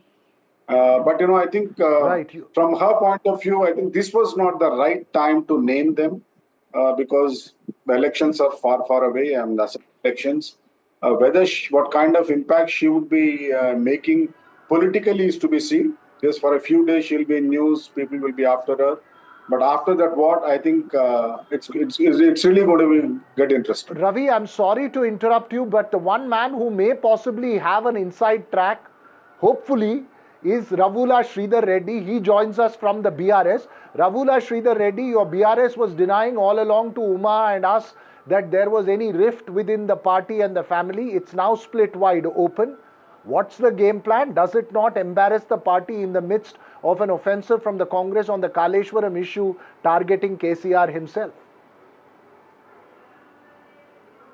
Yes, Congress might take some advantage out of the entire issue, but people of Telangana knows what is Mr. KCR and what he has done for the state of for Telangana during the Telangana agitation of 14 years and 10 years rule of Telangana after the separate state formation, and what sacrifices he has made for the state of Telangana. So today, it's a party's decision in the interest of the entire Telangana state, just not BRS party.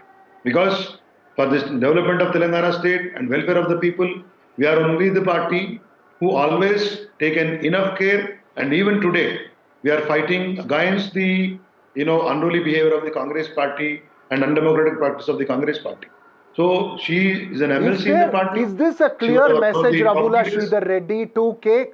Sorry, is this a very clear message of reiteration that KTR is the unchallengeable leader of the party, and that Kavita's dissent is not acceptable? See, Mr. KTR is our party's working president. Sri KCR is our party's president, and everybody must work, irrespective of their status, position, and the relations in the party. It is a political party. So whatever may be their status and relation, they should work under the framework, within the guidelines and the decorum of the party lines. So nobody is above the organization.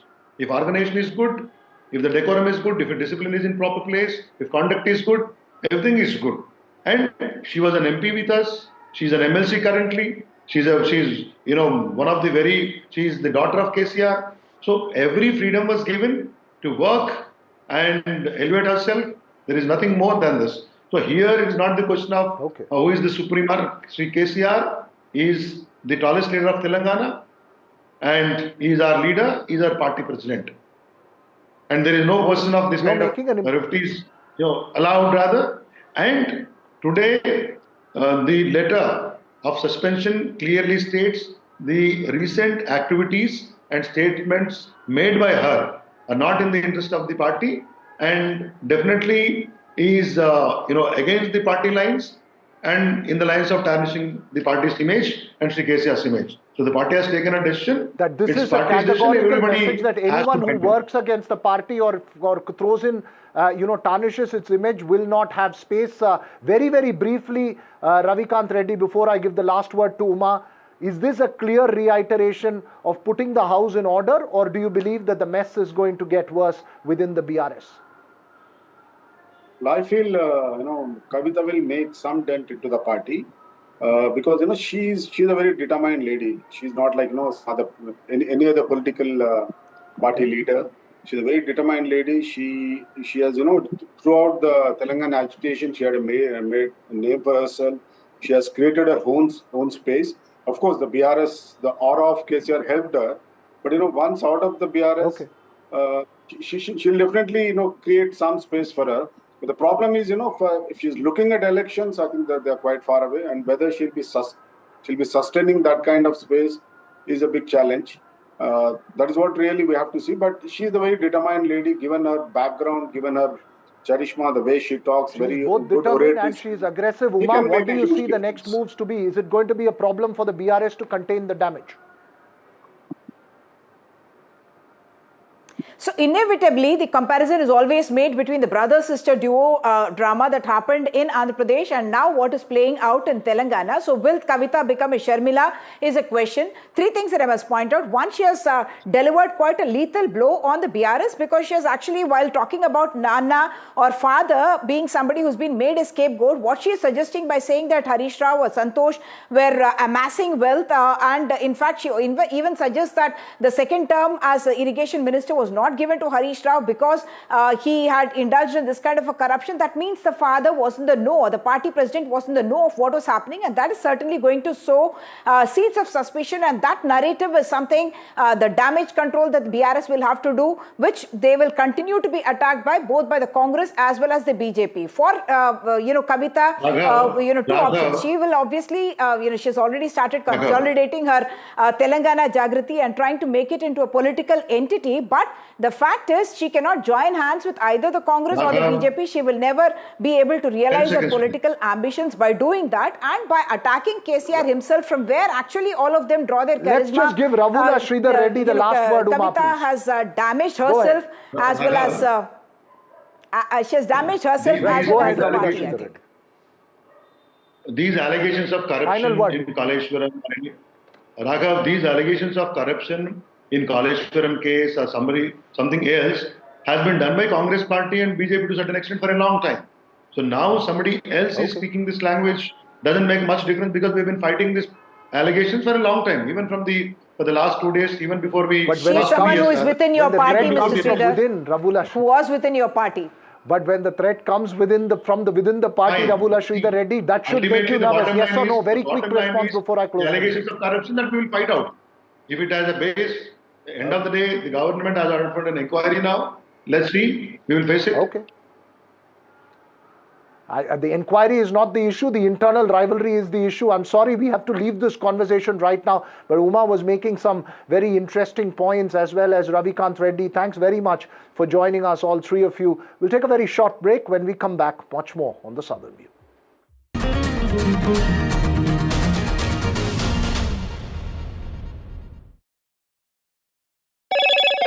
Hello, Moto.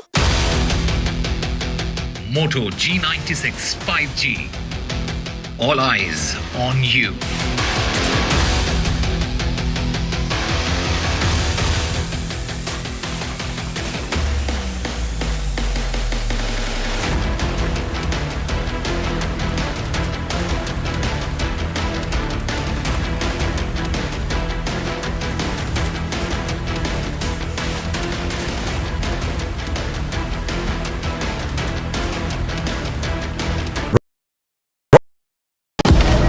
Breaking news का जमाना है, सबको तिल का ताड़ और राई का पहाड़ बनाना है।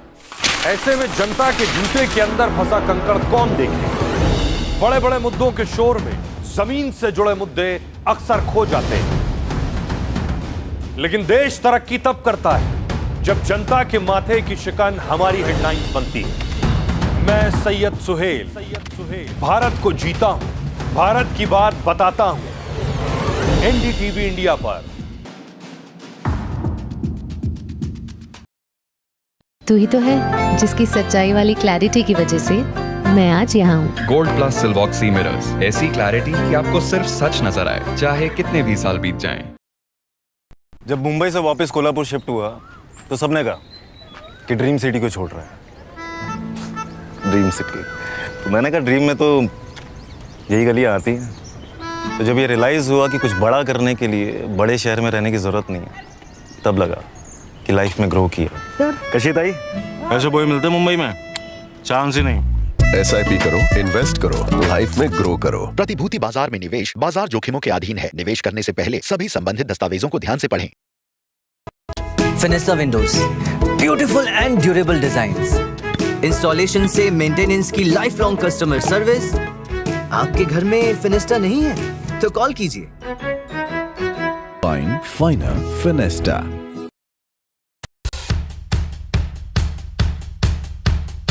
The markets move fast. And so should your portfolio. Expert insights, real-time stock picks. Do I buy Ola? Should I hold CDSL for the long term? Buy, sell or hold. The answers you need, straight from the experts. Callers from India and across the world. Connect live, ask, decide and invest wisely. Your portfolio, your future. Ask Profit.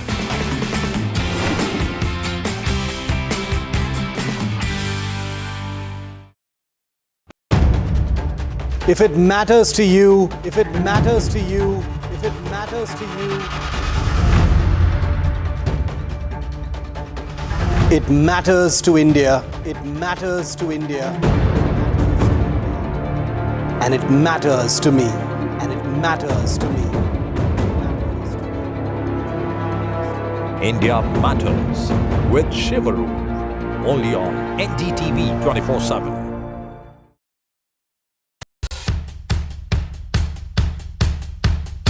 The markets move fast. And so should your portfolio. Expert insights, real-time stock picks. Do I buy Ola? Should I hold CDSL for the long term? Buy, sell or hold. The answers you need, straight from the experts. Callers from India and across the world. Connect live, ask, decide and invest wisely. Your portfolio, your future. Ask Profit.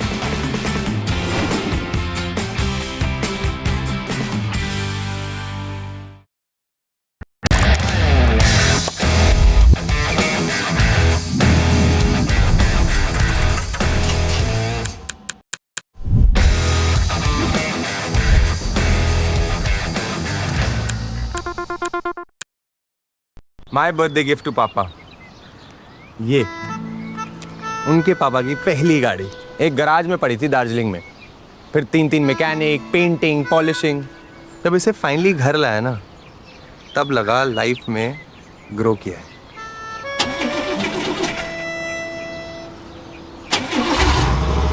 बुलाओ। SIP करो, invest करो, life में grow करो। प्रतिभूति बाजार में निवेश बाजार जोखिमों के अधीन है। निवेश करने से पहले सभी संबंधित दस्तावेजों को ध्यान से पढ़ें। Other opposition parties. They argue, I conclude. They deflect, I drill down.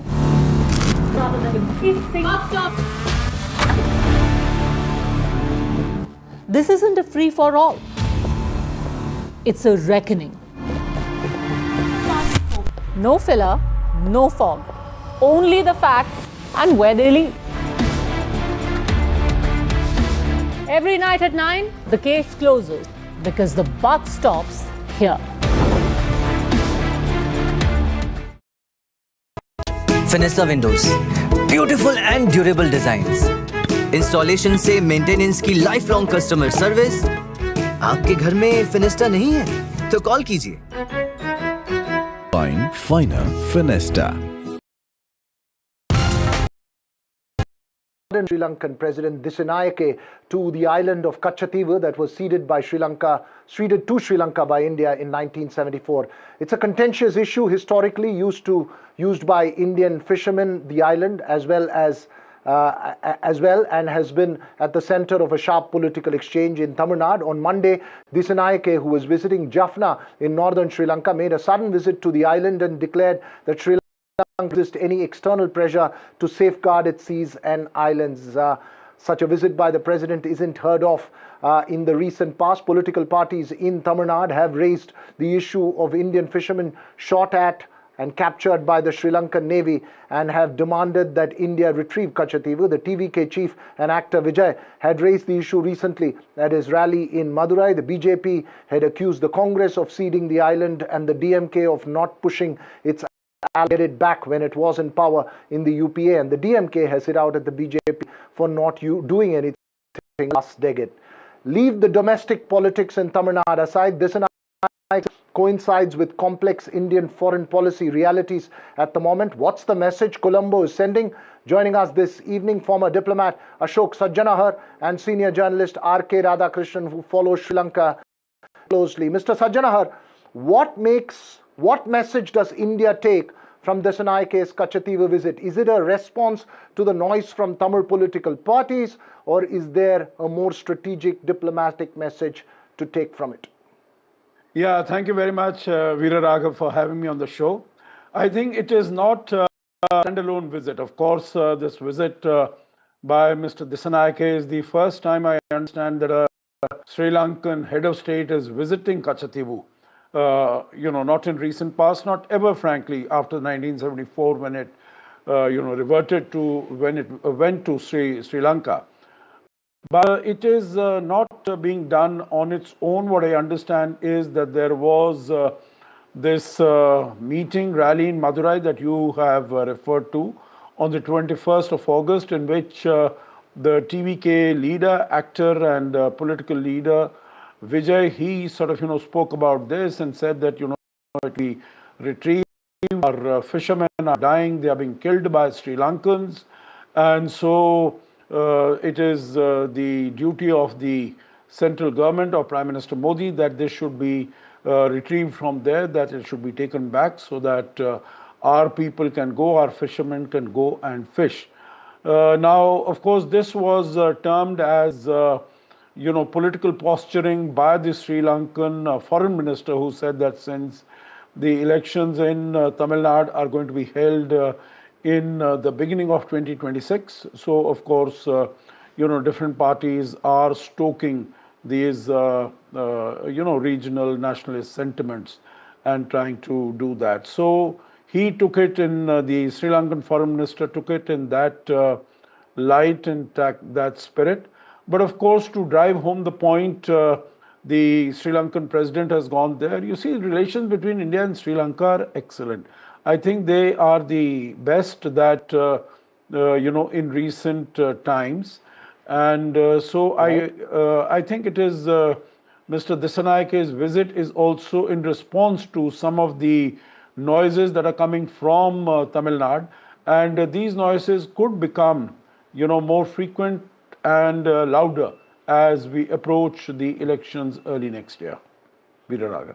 R.K. Radhakrishnan, the visit an effort to preempt or ensure that Sri Lanka sends a message across categorically to the political noise in Tamil Nadu, says Ashok Sajjanahar. How do you see it? Thank you, Veeraraga, for the opportunity, and good evening, viewers. Obviously, a message to Tamil Nadu is a message to India because Tamil Nadu happens to be part of India. So I see this as unnecessary muscle flexing. Before we go anywhere, let me make it very clear: Tamil Nadu politicians, Tamil Nadu, every single political party keeps saying that Indian fishermen, fish near Kachativu and hence get arrested. That is completely false. That is wrong. Indian fishermen fish in very close to the Sri Lankan coast and hence they get arrested. Let's get that out of the way. Second thing, every single political party in every single election, in every single manifesto for about 20-25 years has this point in there that Kachativu meet pom. We'll get back Kachativu. Now, no political party in Sri Lanka or the ruling dispensation in Sri Lanka has thought it fit to actually respond seriously or flex muscles just as Anurag Kumara Dissanayake has done now. See, the war ended in 2009 May. Now, the point is that no Sri Lankan president or prime minister, right from Mahinda, who actually won the war for Sri Lanka, or Sirisena, has wanted to go to Kachativu because it doesn't make sense at all. Now, this muscle flexing, I see as a coordinated effort because Anurag Kumara Dissanayake, whatever said and done, of course, I would agree with the ambassador that our relationship with Sri Lanka is very good. But he is closer to China than he is to India. I see this as in coordination with what Nepal has done very recently on the Lipu Lake Pass, where it has protested to both Xi Jinping and to Narendra Modi that you cannot have it. Land trade between India and China bypassing Nepal, because Nepal claims ownership of both all the Lipu Lake Pass, the Kalapani, and the Libya Dura, all which are, according to Nepal, east of Mahakali. We contest that where the origins of Mahakali. So I see two countries acting in tandem, which is, which for me is cause for concern. Right. You say it's cause for concern. Mr. Sajjanahar, you heard what R.K. Radhakrishnan said very briefly. Would you see the timing of this visit in the midst of the global situation that we're in at the moment as something that's chosen, or something that's purely a spur of the moment, demonstration of Sri Lanka's hold over Kachativu? No, it's not, as I said, it's not a standalone. It's not in the context of the global situation, the global turmoil and turbulence and flux that is taking place. It's really in response to the noises that have started coming out of Tamil Nadu. And, as Sri Lanka would have expected, that these noises are going to get louder as we get closer to the elections. Now, 2 points, that Mr. Radhakrishnan has made. And, I don't know whether I could agree with him that, Sri Lanka is at this moment closer to China than it is to India. Because I think these comparisons are always very odious, and, there are different arguments that can be extended. Of course, when AKD came and, JVP was thought to be against anti-India and much closer to China. But then you see the manner in which his first visit to India, his first visit after coming to power was to India. The first leader that he invited, foreign leader that he invited to Sri Lanka was Prime Minister Modi. Right. And I think these declarations have been made very often because, our concerns, our sensitivities on, these submarines and spying vessels coming into Sri Lanka, and categorically stating that Sri Lanka will not allow its territory or waters to be used against the security of India. Secondly, I think the comparison between Nepal and Sri Lanka, I think, is a little faulty, because, that was an issue of dispute, this Kalapani, Limpiadura, Lipu Lake, etc., and discussions were going on between the two sides, while Kachativu was handed over in 1974. So, there was no dispute about it as such, whatever the Tamil Nadu politicians might say, but it was handed over formally. You're making a nuanced point there. R.K. Radhakrishnan, very briefly, 20 seconds, your response to what Mr. Sajjanahar has said. Yeah, I see a gradual ganging up of the smaller states around India. We see what is happening in Bangladesh and the kind of positions that Bangladesh is taking vis-a-vis India.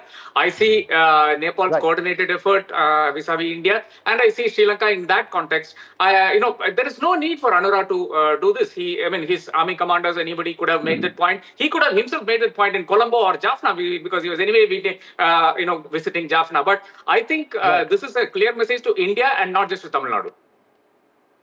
All right, thanks very much there. We leave that conversation, but we'll keep a close watch of that relationship, the diplomatic relationship between Colombo and New Delhi. Quick focus now on the domestic realities for the huge garment sector in Tamil Nadu's Tirupur and Coimbatore belt. They are hugely dependent, remember, on exports to the United States, and the tariffs from the US have a debilitating impact on the industry there. The DMK-led alliance in Tamil Nadu today held a huge protest march in Tirupur to push for support to the industry, similar to what was offered to keep it afloat during the COVID pandemic. Demands include financial assistance, moratorium on loans, and a financial package to help the medium and small-scale industries sustain this period of uncertainty till there is clarity on the tariff war started by Trump. Lakhs of workers, remember, from across India are employed by the garment units in the area. Meanwhile, Tamil Nadu Chief Minister M.K. Stalin is in Germany wooing investments to the state. The Tamil Nadu government says it's got commitments for around 7,000 crores of investments. This visit, of course, is seen as a pre-election optics of the state's industrial potential. Sam Daniel has the details. இந்த நேரத்தில் நான் பெருமையடைகிறேன். தமிழ்நாட்டை பற்றி உங்களுக்கெல்லாம் சொல்லணும்னா தமிழ்நாடு தான் இந்தியாவிலேயே 2வது பெரிய பொருளாதாரம். இந்தியாவிலேயே அதிகமான டபுள் டிஜிட் பொருளாதார வளர்ச்சியையும் உற்பத்தித்துறை வளர்ச்சியையும் அடைஞ்சிருக்கக்கூடிய ஒரே மாநிலம். ஜெர்மனி மற்றும் தமிழ்நாட்டுக்கு இடையில பொருளாதாரத்தில் நிறைய ஒற்றுமைகள் இருக்கு. ஜெர்மனி எப்படி ஐரோப்பிய யூனியனோட முக்கிய தொழில்துறை நாடோ, அதே மாதிரி இந்திய ஒன்றியத்தில் தொழில்துறையோட இதய துடிப்பாக தமிழ்நாடு மாநிலம் விளங்கி கொண்டிருக்கிறது. இன்னும் சொன்னால் தமிழ்நாடு தான் இந்தியாவினுடைய Germany. In his first leg of Europe tour, Tamil Nadu Chief Minister M.K. Stalin claims to have got commitments worth 7,020 crore investments to be made in Tamil Nadu, which could potentially generate 15,000 jobs. The key investors include braking systems major Nordbremse, which is investing 2,000 crore in Tamil Nadu, potentially creating 3,500 jobs, and wind turbines major Nordex will be investing 1,000 crore rupees, generating 2,500 jobs by expanding its operations in Tamil Nadu. Already this has triggered a war of words between the key opposition AIADMK and the ruling DMK. AIADMK demands a white paper alleging that these declarations or announcements are mere drama and theatrics, as it calls it, and it wants a white paper on the kind of commitments made during M.K. Stalin's earlier overseas trip to Japan, Gulf countries, Europe and the US, besides the global investors meet held in Chennai last year. The DMK rubbishes these allegations, saying that it was the result of M.K. Stalin's overseas trips that has effectively contributed for the state to emerge number one in terms of its growth, touching 2 digits, the only state in the country. M.K. Stalin would now head to the United Kingdom for a series of investment meetings and academic engagements. In Chennai, Sam Daniel, Find It TV. Well, now to the historic flood situation in parts of northern India. Punjab, remember, is suffering from one of its worst ever floods, and the inundation has forced a massive relief operation there. Meanwhile, serious concerns in the national capital region after flood waters entered houses as the water level of the Yamuna River crossed the danger mark after heavy overnight rainfall. The rising water levels have also caused significant traffic congestion, particularly at the Delhi-Gurugram border. This is a ground report from the national capital region.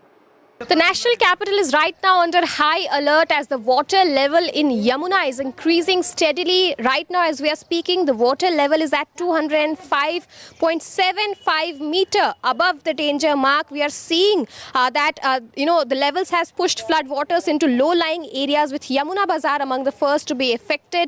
By early morning, water had entered residential lanes in the locality, leaving ground floors submerged and narrow alleys waterlogged. Access roads are partially cut off and movement of vehicles have become difficult. Small shops and makeshift stalls along the riverfront remain shuttered, where civic teams patrol the area to ensure residents shift to safer locations. The DM on Monday evening had directed the closure of Old Railway Bridge, a key flood gauge point, after water levels rose rapidly. Railway authorities have been requested to seal the bridge at 5 p.m. and train services are being diverted as a precautionary measure. Relief camps have been activated in Mayur Vihar, Sonia Vihar and other vulnerable pockets. Authorities are carrying out round-the-clock monitoring with disaster response teams on standby for possible evacuations. Now, the release of over 3 lakh cubic of water from Hatnikund barrage in Haryana continues to feed the surge, and officials warn that levels may remain high over the next 24 hours. We can clearly see how strong the stream is flowing at this particular point, and people are evacuating this area. This is the same place where the Delhi Chief Minister had come last time when the water had crossed warning levels. But now we are seeing that the situation remains grim, with people who are living in low-lying areas evacuating their household because the flood water has entered the residence.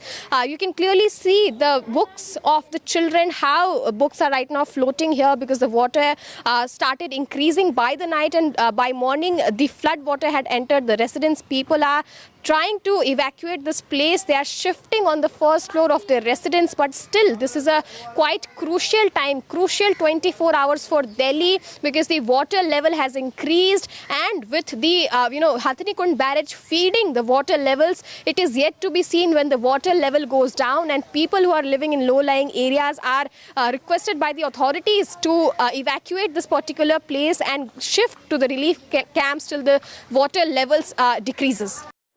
I'll call it the consequence of unplanned urbanization, massive urbanization and climate change at the same time. That's all we have time for on the Southern View this evening. News and updates continue right here on NDTV.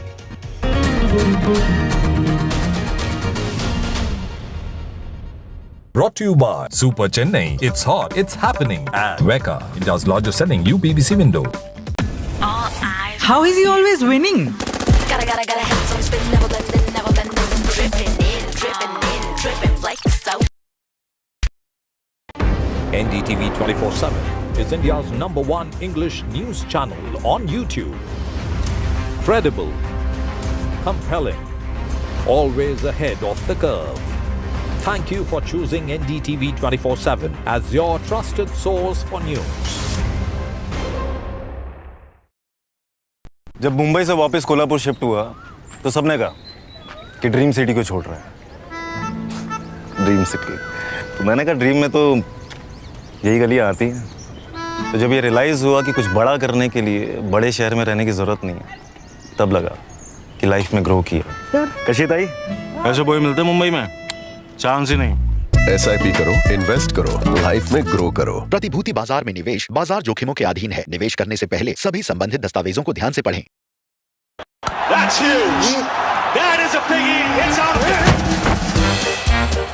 Gold plus clear glass, पार हो या near, सब कुछ दिखे clear.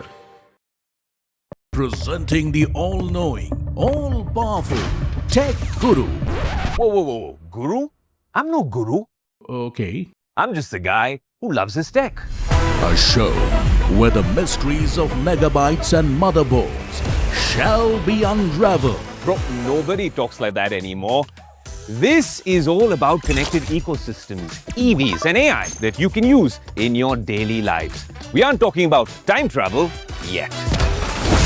Gadgets tested under extreme conditions. But why? I review tech for people like you and me. You know what? Let me take it from here. All right. Tech isn't that complicated. In fact, it's about making our lives simpler, better, and more fun. That's what we do on Tech 360. Real talk, real reviews, tech that you can actually use. Tech has changed. So should your tech show. Breaking news का जमाना है। सबको तिल का ताड़ और राई का पहाड़ बनाना है। ऐसे में जनता के जूते के अंदर फंसा कंकड़ कौन देखे? बड़े बड़े मुद्दों के शोर में जमीन से जुड़े मुद्दे अक्सर खो जाते हैं। लेकिन देश तरक्की तब करता है जब जनता के माथे की शिकन हमारी हेडलाइंस बनती है। मैं सैयद सुहेल भारत को जीता हूं, भारत की बात बताता हूं। NDTV इंडिया पर।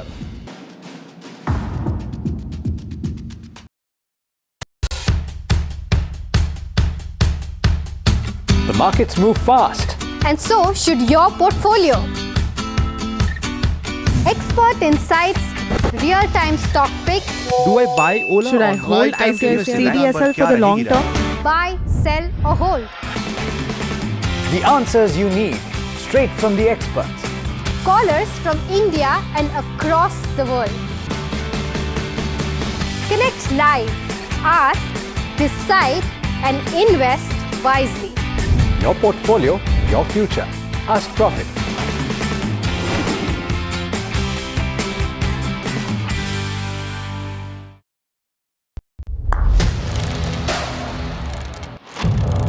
What seems settled for me is unfinished business. So I rewind, I pause, I reflect, I dig until what's buried stands up to be counted. Breaking ground, not just headlines, the meaning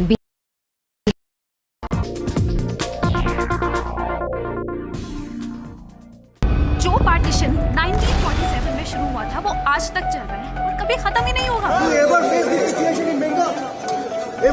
Theaters are now refusing to show it because they fear that there will be a political turmoil. Hindu मुस्लिम एक नहीं है। आप वेदों को मानते हैं, हम कुरान को मानते हैं, आप लाखों भगवान को मानते हैं, हम सिर्फ अल्लाह को मानते हैं। If you shun the history, shut the history, then it will keep repeating.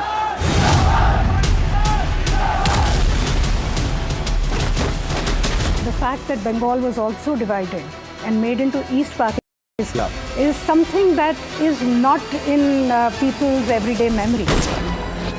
Bharat हिंदुओं का राष्ट्र है और इस युद्ध में हिंदू हार रहे हैं। Is it a lonely road who are not part of Bollywood? It's just the two of us, and I think the two of us are enough for each other.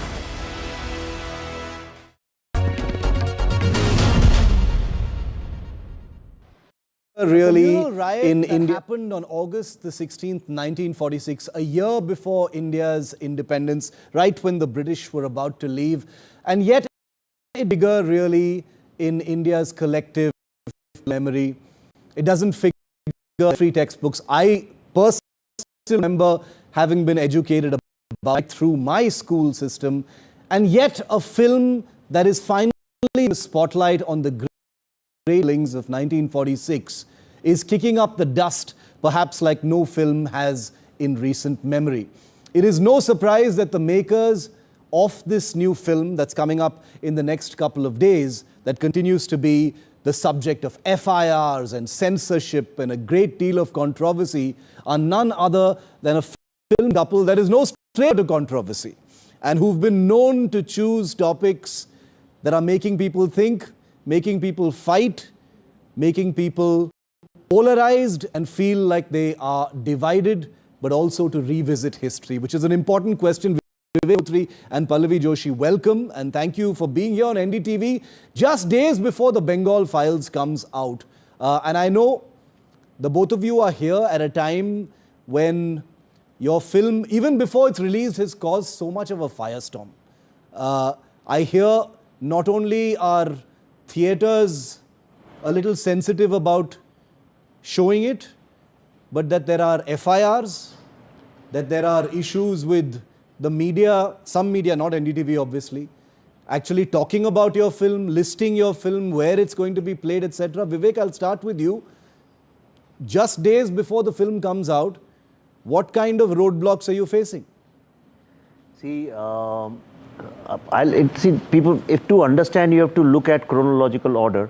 About a year and a half or maybe 2 years ago, I don't remember exact date, the Chief Minister of West Bengal publicly in her press conference said that some people have been funded and sent to make a film called The Bengal Files, which humiliates Bengalis. I will never let it, I won't allow it. After that, a lot of people started threatening us. We were not allowed to shoot in Bengal. This is before you announced the film also? No, after we announced the film. On record, there is a video, I can send it to you. And then after that, when we announced the release date of the film, I was in America. We had gone to US to do special screenings there in 12 cities. Then I started getting FIRs. And not just one, multiple FIRs in different thana, different city. That's a strategy to demoralize us, to harass us, to entangle us in legal issues. And even yesterday I received a FIR. You know, so every second day some FIR is coming. Then after that, when we came from US, straight away we went to Kolkata to release the trailer on 16th August. It's appropriate we release on 16th August, yeah. As soon as we landed at the airport, we got to know that the trailers are launched in theaters, in multiplexes. They have refused to take it under political pressure, and somebody used the term that there will be political turmoil if we show it. So finally we said, okay, the safe space, since the entire unit had landed in Kolkata, so we said, let's do it in a 5-star hotel. And as we were doing it, then there was an intervention, and the police came and they stopped it, cut the wires, and they also said the same thing, that we have political pressure and we have to stop it. Still we said, okay, but now in last 24 hours, the development is, because we opened the advance booking and theaters have to be finalized, I've got to know through my distributors. The distributor said if film releases in Bengal, it will create history. But I just learned that theatres are now refusing to show it because they fear that there will be a political turmoil if they do it. And the worst thing is, I mean, unimaginable thing, unprecedented thing which has happened is in the history of cinema anywhere in the world, those ads which show the show timings, small ads which come in newspapers, some of the major newspapers are refusing to take even those ads. So this is where we are. Pallavi, the hostility between the West Bengal government and you has made the headlines. Have either of you tried to reach out to Mamata Banerjee or the West Bengal government and said, we are filmmakers, we are making a film, you watch the film, you decide for yourself? We want to. We want to, and I so want to sit down across the table and have a dialogue with her. Mamata Banerjee? Yes, because I understand, you know, there could be some, I mean, she has a different political ideology and everything, but at the end of the day, she's an Indian. She's an Indian woman. She's a Bengali Indian woman. I'm sure her forefathers have gone through the same thing that we are showing in the film. Maybe they were, you know, in some way, maybe not victims, but in some way they have witnessed the Direct Action Day or the Noakhali genocide. The things that we've shown in the films are something that I'm sure are very close to her heart. So if she can just give us an audience, we are ready to show her the film. Let her see the film and then decide. But on the basis of a trailer or on the basis of some past film for which she has some problem, she cannot ban a piece of work. She cannot curb freedom of expression like because the timing also will come up, Vivek. People will say that, you know, the Bengal elections are coming, that's why you've timed it with that. You know, that would explain the political sensitivity over it. You know, because you're portraying and you know, something that opens old wounds, creates divisions right before the elections. Okay. So inconvenient for the politicians. Shiv, there are two answers to this. There are two things you have addressed. Number one, please give some respect to my political acumen. I make political films. I'm not a politician. If I have to effect the elections, I'll release it in January for April elections. Why will I release it before Bihar elections? Number one. And as far as opening old wounds, there is something called in social science and psychiatry is called conspiracy by silence. You know, if somebody is going through depression or some trauma or there is some very inhuman thing has happened, then by maintaining silence and saying, no, nothing has happened, nothing has happened. In lots of Indian families, if you see people suffering from anxiety or depression, okay, they reach the ultimate stage because parents say, nahi, tumhe kuch nahi hua, tumhe kuch nahi hua, tumhe kuch nahi hua, something like that. Same thing has happened with India also. There is a generational trauma. No other country has witnessed the kind of communal violence we have witnessed. Yes, Holocaust, but Holocaust, very short period of time. We have witnessed for 1200 years, we were persecuted, enslaved. It's time that we give it a voice. Because if you go to a psychiatrist, he'll tell you, acknowledging the trauma is the first step towards healing. Indian society will heal only when we acknowledge, yes, there is an issue, there is a major communal issue in this country. Otherwise, if you shun the history, shut the history, then it will keep repeating. And 70 years later, we are still suffering from exactly the same communal politics, sinister politics for which partition happened. But those who, you know, those who talk about this conspiracy of silence will say that, but this is not the way to heal it. They will say that you're distorting aspects of it. Is that true? How do you respond to that? Is your answer to those people say, watch the film first and then decide, you know, if that is the case? Because, no, Vivek, the reason I'm asking that question also is because the 1946 riots themselves are contentious. There are many different versions over what happened, the number of people who actually died. No, that's not true. Aren't there historical divergences as far as that is concerned? No, that's not true, Shiv. That's the problem. See, what communist people have done so far is that they confuse people by writing, they confuse over numbers. So there is no doubt about what happened. It's just been suppressed. Here. Over 40,000 casualties in Calcutta riots. Sir Henry Twainham statement. He was the governor of West Bengal. That's his statement. There are reports after reports after, and forget numbers. Whether it's 40,000 or 10,000 people are being killed. In their thousands. Second thing is people who are killed. Okay, you have to understand this because this must be exposed. There were 24 police stations in Calcutta. Suhrawardi, who is known as Butcher of Bengal, headlines were in all newspapers.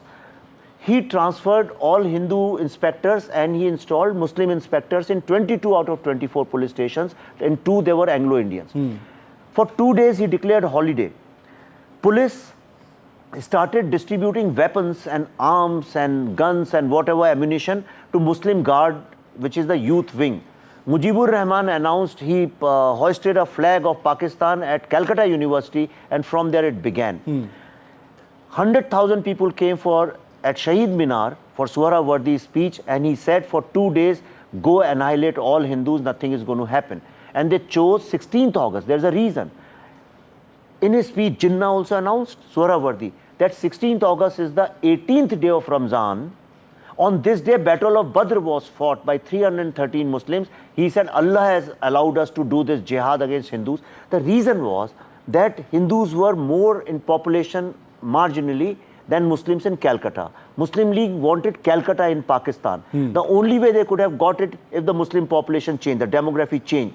So they announced that kill as many Hindus so that Muslim demography changes. It was a marginal difference. And 40,000 people were killed in 2 days. Streets were full of their skeletons, and the vultures were eating their flesh. These are such painful stories. The entire world calls it genocide, except for some people. They were not riots, first of all, because it was a call to kill them like Nazis called to kill Jews. It's exactly parallel to that. Pallavi, how did the both of you choose this topic? The people, audiences will want to know, when they watch this film. I think one of the common themes, when you made the Kashmir Files, people had a general sense of what happened with the Kashmiri Pandits, even though they didn't know the specifics, right? Some people had a problem with some of the things that you brought out in your film. The Bengal Files is a little different, because even well-read persons will say, hey, I didn't even really know about this. I am freely admitting that I had an extremely obscure kind of sense of what happened in 1946. Certainly nothing like this. How did you choose this particular story? Same here. Even I had a very faint idea about what had happened. And being a keen reader, I had read about a lot of things, didn't really know how the dots joined until the research started coming up. So back in the day, in 2020, when we were about to go and start shooting for Kashmir Files, the first wave of COVID hit us, and after that, when everyone was sitting home for 7-8 months doing nothing, that was the time we started with the research. We knew for certain that we wanted to make a movie on partition, and as the research started coming in, we also knew that Direct Action Day and Noakhali are going to be a part of it, because that is one side of our partition which nobody has seen. A lot of filmmakers have made films on Punjab partition, books have been written on it, but the fact that Bengal was also divided and made into East Pakistan is something that is not in people's everyday memory. And therefore we wanted to visit that era also, to make people aware that our country was also divided on this side, and also because of the sheer tragic tales that were coming out of our research. And slowly and steadily, as we gathered more information, we realized that this is a story which has to be told, because when we decided to make films on our democracy, and our themes were going to be right to truth, right to justice, and right to life, we realized that Bengal is that one place where there were boards like dogs and Indians not allowed. So there was an absolute absence of dignity of life. People were killed in huge numbers, and yet those numbers also never came out. So whoever died was just a statistic. So much apathy for human life was found there during the partition. And then also, after that, during the 78 years of our independence, as things panned out throughout the different governments that Bengal has seen, and the illegal immigration that has been happening, we decided that there has to be some commentary on our state, because Bengal is my state. Bengal is a part of my country. Maybe we were late in making the Kashmir Files, because we were in our 20s when the problem in Kashmir happened. So yes, we tried to make a film on Kashmir after the damage was done, but while the damage was not done, while we still can do something about it, why not make a film and make people aware that there is this issue that is burning there? And it is exactly like how it was during the partition, and we should take, stand up, sit up, take cognizance of what is happening. I just want to say, as a director of the film, why I made this film, because you will never ever find a Jew child who doesn't know about Holocaust. You'll never find a black child in the world who doesn't know about the slavery. How is it that we don't know about one of the recorded, documented, one of the most tragic genocide of Hindus in Bengal? We don't know about it. But Vivek and Pallavi, both of you want to sit across the table from Mamata Banerjee at a time when the demographic shift is a politically nuclear issue in this country.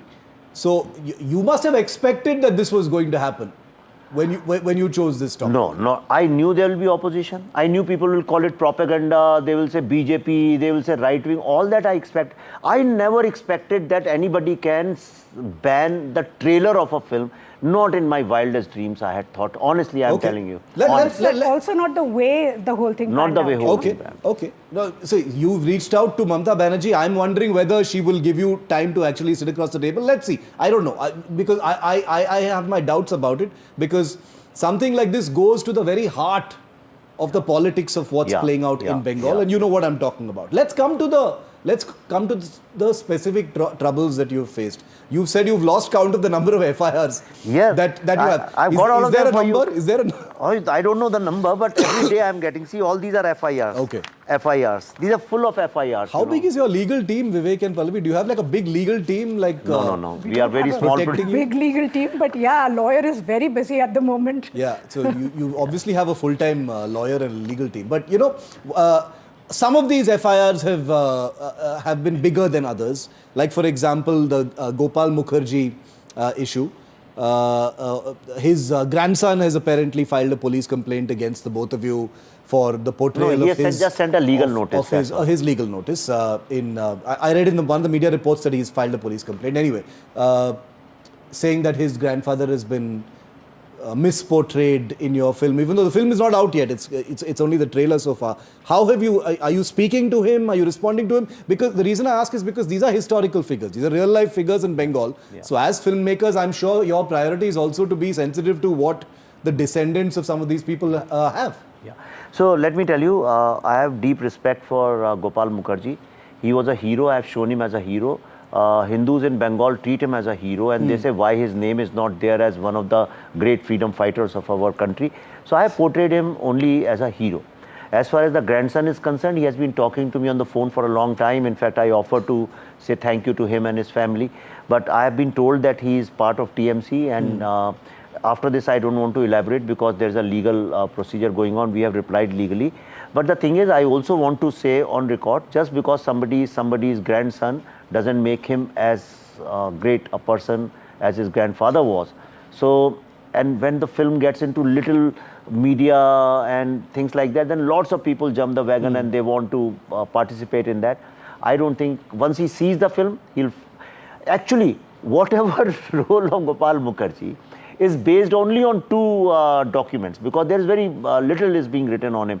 One is Gopal Mukherjee's own interview to BBC, quote, I've just translated it into Hindi, and his grandson Shantanu's own interview to newspaper. Only on these documents, whatever they have said, I have shot it. He doesn't know. I don't want to say more than this, because otherwise I don't want another controversy standing. Pallavi, you're in the film, as you have been in the last ones as well. As you've interacted with the other stars and the other cast and crew, what have their sentiments been like about making a film that is provocative, that is going to provoke emotions, that is going to be the subject matter of real world trouble? FIRs and stuff is no joke at the end of the day. What was the mood on set when this film was being made? The mood on the set was like any other sets, We have worked with few actors in the past also. Yeah. And many of them are in this film as well. Yes, Darshan is here, there in the film. Mithunda is there in the film. Anupam ji is there in the film. They are almost like family to us. They are great actors. We respect them tremendously. They love us, and they will do every project with us, if possible. As far as the other cast is concerned, a lot of them were Bengalis that we cast because we wanted the film to look authentic. And they were more than happy to be a part of this subject because all of them felt that a story like this has to come out. And it is very important to talk about the situation of Bengal, both in 1946 and the current times also. So the set atmosphere was as good and as creative as any other sets, Not just our sets, but any other sets that I have worked on. Yeah. A far less controversial subject matter become controversies in this day and age, Vivek, as you know. It takes nothing to become a controversy in this age we live in. The both of you have chosen like something nuclear. It's an issue that is that has communal violence in it. It has a political aspect to it. It has a real world situation right now where we're talking about appeasement. There are oncoming elections. There's a lot of in one sense, people say there is a lot of hyper-nationalism, polarization, etc. So, what do you say to people who say, why are you getting into these subjects? Shouldn't you be choosing subjects that are healing? These don't really heal. How would you respond to those people? They'll say that as a filmmaker, you have a choice. Yeah, but then I would rather spend my filmmaking career making movies on taboo subjects and telling uncomfortable truths rather than taking the audience into la la land as if nothing is wrong with the country, there is nothing wrong. Just to tell you, Shiv, how deep is our research and understanding of the subject. We shot this film in October, November, December 2024, last year. So the film moves into past and present and creates a parallel how the same politics which partitioned India exists today or does not exist. That was the hypothesis. So we present time, earlier it was Kolkata, but just 2 days before the shoot, I said, no, let's shift it to Murshidabad. So a lot of my assistants said, people will think Murshidabad is in UP, sir, you are making a mistake. I said, no, let's do it in Murshidabad because demography change is real.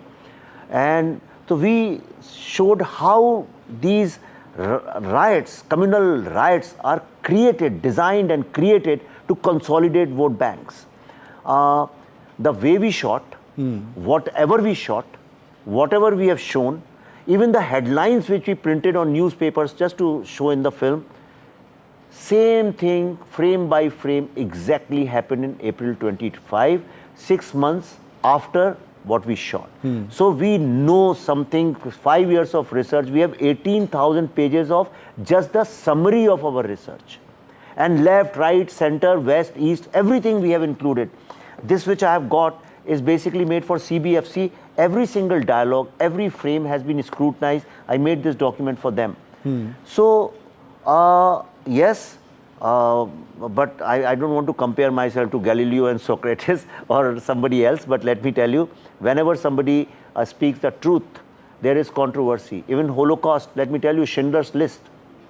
The Holocaust word came because somebody made a documentary called Holocaust. There were protests in Germany. People came out on the street, there was violence. When Schindler's List came, there were lots of protests against that film. So it's not that Schindler's List, there was no controversy attached to it. There was a lot of controversy against Spielberg and all. But somebody has to, there are hundreds of films on World War and Holocaust. Why shouldn't there be at least one film on a tragedy? If there was no direct action day and no Khali genocide of Hindus, there wouldn't have been any partition. Finally, to both of you, at the end of the day, the choice of topics you choose, taboo topics, as you said, is your prerogative as a filmmaker. And I think what you have proven with Kashmir Files especially is that you will have your hecklers, but you will also have this enormous audience that will be awakened to what you've made for them and the windows that you've actually opened for them. But I'd like to end by asking the both of you, Pallavi, to you first, is it a lonely road? Because you are both big filmmakers who've made these big successful films, and yet you are not part of Bollywood. You are not sort of assigned a place in any film industry as such. So is it you have the adoration of your audiences who support and agree with the views you put out and the facts you put out, but is it in terms of a fraternity, in terms of an industry, a lonely job that the both of you have? Yes, it is a lonely road, but it's a road that we've chosen to walk on. So we don't expect anyone to hold our hand and anyone to tweet about our film saying, oh, what a wonderful film they've made, and I hope that it, makes them happy and gets them a lot, lots of money, and it does Silver Jubilee and stuff like that. So we don't have anyone in the film industry who's going to tweet that for us, but we also knew what we had signed up for. So it's just the two of us, and I think the two of us are enough for each other. What is your relationship like with Bollywood? I understand Bollywood is many things to many different people. Yeah. But what is that relationship like? Usually people will say that, success opens a lot of doors, breaks down a lot of barriers. You're right. You have a place in Bollywood. You're right. You're right. Yes, after Kashmir Files, yes, lots of doors open, but it's your choice whether you want to enter those doors or not. And Shiv, thanks you asked me, and I have written it on my social media at least 1,000 times. I always write after 3-4 days because it makes me resolve better. I follow Gurudev Rabindranath Tagore's mantra, Ekla Chalo Re, and I walk alone, I live alone, and I enjoy being alone. That way you have no baggage and nobody is around you. I mean, Pallavi and I always, we don't go to parties, we have childhood friends. She has childhood friends, I have childhood friends. That's all, that's our world and our family. So we like to be alone because it frees you from making films which people want to hear, to tell stories which people want to hear, easy answers. Like politicians and religious leaders, they give easy answers so that people, we like telling uncomfortable truths, and Ekla Chalo Re is my mantra. Okay, so a film that you're saying is not going to be full of easy answers, it's not going to be digestible to many. It's already created quite a bit of indigestion before its actual launch in the theatres. I hope there is no more trouble for you, both of you personally, because at the end of the day, our personal view is let the film come out, let people see it and decide for themselves. We have structures in this country, we have a censor board, we have a government, we have law and order machinery. Those things should be taking care of some of these things. There will always be political heat and there will be political compulsions, but that's what we are as a democracy. It's important to shine the spotlight on those dark recesses of history perhaps that have been ignored and are no longer part of our collective memory. All the very best, Vivek and Pallavi, and thank you for being with me here. Thank you. Thank you, Shiv. Thank you, Shiv.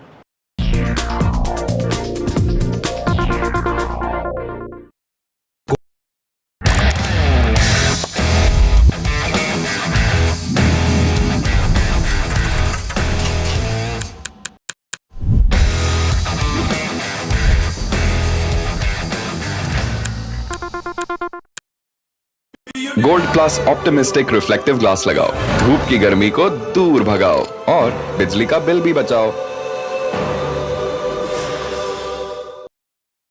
जब मुंबई से वापस Kolhapur shift हुआ तो सबने कहा कि dream city को छोड़ रहा है। ड्रीम सिटी, तो मैंने कहा ड्रीम में तो यही गलियां आती हैं। तो जब ये रियलाइज हुआ कि कुछ बड़ा करने के लिए बड़े शहर में रहने की जरूरत नहीं है, तब लगा कि लाइफ में ग्रो किया। कशी ताई, ऐसे बॉय मिलते मुंबई में, चांस ही नहीं। SIP करो, इन्वेस्ट करो, लाइफ में ग्रो करो। प्रतिभूति बाजार में निवेश बाजार जोखिमों के अधीन है। निवेश करने से पहले सभी संबंधित दस्तावेजों को ध्यान से पढ़ें। Finesta windows, beautiful and durable designs, installation से मेंटेनेंस की लाइफ लॉन्ग कस्टमर सर्विस। आपके घर में फिनिस्टा नहीं है तो कॉल कीजिए। Fine, finer, Finesta. हेलो, बोलिए मैडम। डब्बा ट्रेडिंग कब से चल रहा है पता है मैडम आपको? हम और आप तो जन्म भी नहीं हुआ था हमारा। We investigated a shady advisory firm that has spent big bucks on advertising on the front pages of national dailies. ये आपको बिल्कुल उसका ऐसे हल्का सा भी खौफ नहीं है? मैडम एक बात को खौफ किस लिए रखना चाहिए तो बताओ, कौन सा गलत काम कर रहा हूँ मैं? After our report, we also saw NSE came out with a cautionary circular to the investors. Market Regulator Securities and Exchange Board of India has also come out with a release talking about the actions that it has taken. Cyber complaint has also been filed against the entities involved in this entire Dabba trading scam.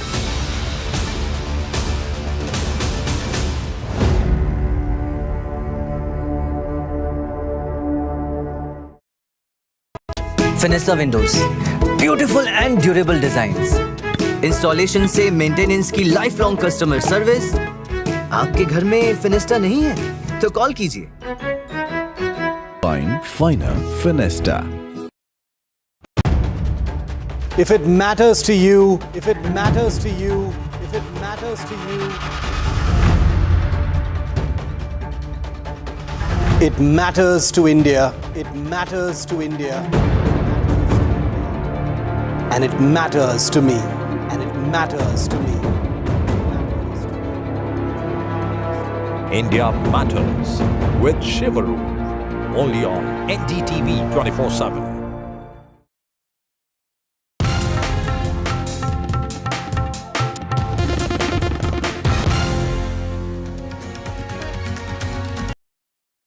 Pulling us other into this opposition country. parties. They argue,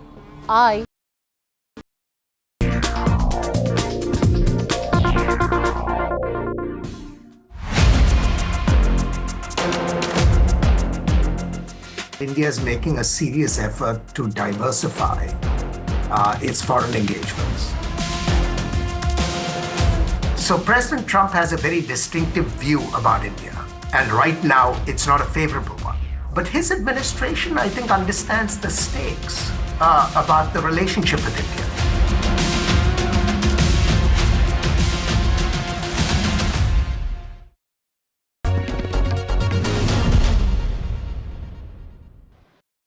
Joining me now to try and understand what the Modi-Trump rift is about, what this new India-Russia-China alignment at the SCO signals, and why things are at this turbulent pass between Delhi and Washington, is Dr. Ashley J. Tellis, one of America's most respected commentators on Asian strategic issues and India-US relations. Dr. Tellis, good to have you as always here on NDTV. Thank you so much for your time.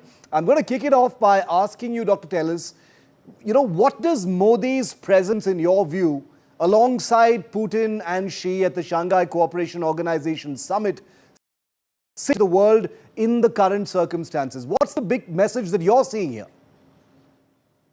I think the message that it conveys is that India is making a serious effort to diversify its foreign engagement. It wants to demonstrate that it has alternatives beyond the United States, and that it is willing to pursue an independent foreign policy by engaging with countries that may not always be in great favor in Washington. And so I think it is as much a reaction to recent developments involving President Trump as it is an assertion of India's own desire to choose an independent path in the world.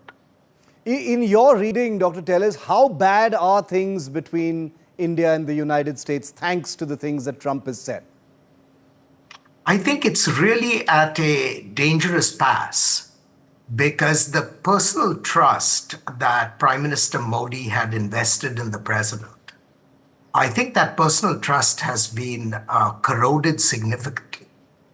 And the tragedy is that this problem has arisen not because there is a genuine dispute about the issues, but simply because you've had a fractious personality change his view about India. And that is a more idiosyncratic, development, which I think was entirely avoidable. There doesn't seem to be much consensus, Dr. Tellis, as to why specifically, Trump may have done this. Why do you think Trump has chosen to go after India, in such a personal, punishing way, beyond the stated Russia, oil and weapons and Ukraine issue? Why specifically? There are some who say it is about credit for making peace between India and Pakistan. Trump is having a fit over not being credited with that. What is your reading?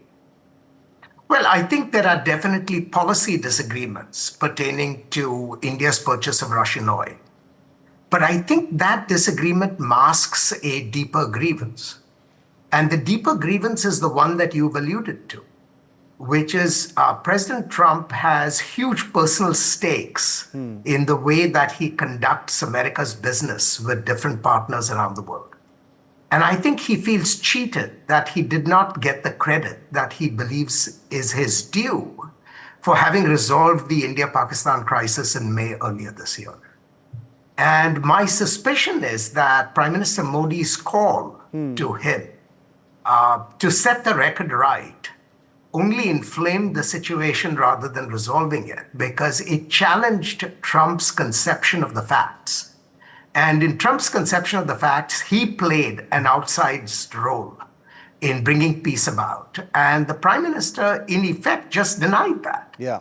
And I think that is at the root of this grievance. All the rest are things that simply have taken on a larger-than-life character because of this fundamental dissatisfaction with what he believes is India's posture towards his contributions. Do you believe, Dr. Tellis, that Trump has overreacted or overreached politically, with this sustained, very personal targeting of India? Not just by him, but also through people like Pete Navarro? Well, I don't know whether we can conclude that he's overreached yet, but he certainly damaged the relationship. And he has put India in a position where it is now, cavorting with some of America's enemies, precisely because it has few other choices. And that is something that one has to leave at the feet, of President Trump himself. What do you make, Dr. Tellis, of someone like a Peter Navarro, being permitted to use explicitly, perceivedly bigoted, some people say racist. Today he used the word Brahmin while attacking India. There hasn't been any pushback yet domestically from the White House or from Trump about some of the words and the phrases that Pete Navarro has used. What are you making of that? Well, I see this as part of a bigger style, a bigger issue of style in this administration, which is the president has a certain view. And then all the people who work for him, work double time to amplify those views. And as long as those views are broadly in tune with Trump's preferences, how they proceed to amplify is never really a problem. So they have the latitude to say pretty much what they want, as long as they're not crosswise of the president. And I expect we will continue to see more and more of this if these issues that we face right now, especially on Russian oil, are not resolved. How do you assess India's official and diplomatic response so far? There's been the periodic comment from India's External Affairs Ministry. You've had the Prime Minister say, we will stand up to tariffs and we will stand up for ourselves. But there's been no sort of direct reply to some of these stronger things that are being said by either the US president or his advisors. What do you make of India's response? Strong enough, too cautious? What do you think? No, I think India is actually adopting a very considered and deliberate course. They do not want to get into a mindless escalation with all those in the administration who are in essence baiting it. They don't believe that anything good will come out of that kind of an escalation. And so what they've decided to do is to sort of hunker down, be very temperate in their public responses, while continuing to reach out diplomatically to look for solutions. Yeah. Now, the question really to my mind is whether what India offers will be sufficient to satisfy the president and his aides. But India is certainly making that effort. I know that firsthand. What could India offer in your view? Is there any clarity, from an analysis perspective as to what Trump may actually be looking at in terms of an offer or a solution or a way off this current standoff? So I think there are several issues in play, but let's just focus on Russian oil because that is the one thing that has triggered Trump's attention, in a very conspicuous way. I think what India needs to do is to look at the objective of tapering its oil purchases over the next few months. And there are two parts to this issue. There is the oil offtake by state-owned oil companies, which India can turn the tap off on pretty quickly because they are under state control. And then, of course, there are the purchases of private companies, which are mostly locked into short-term contracts.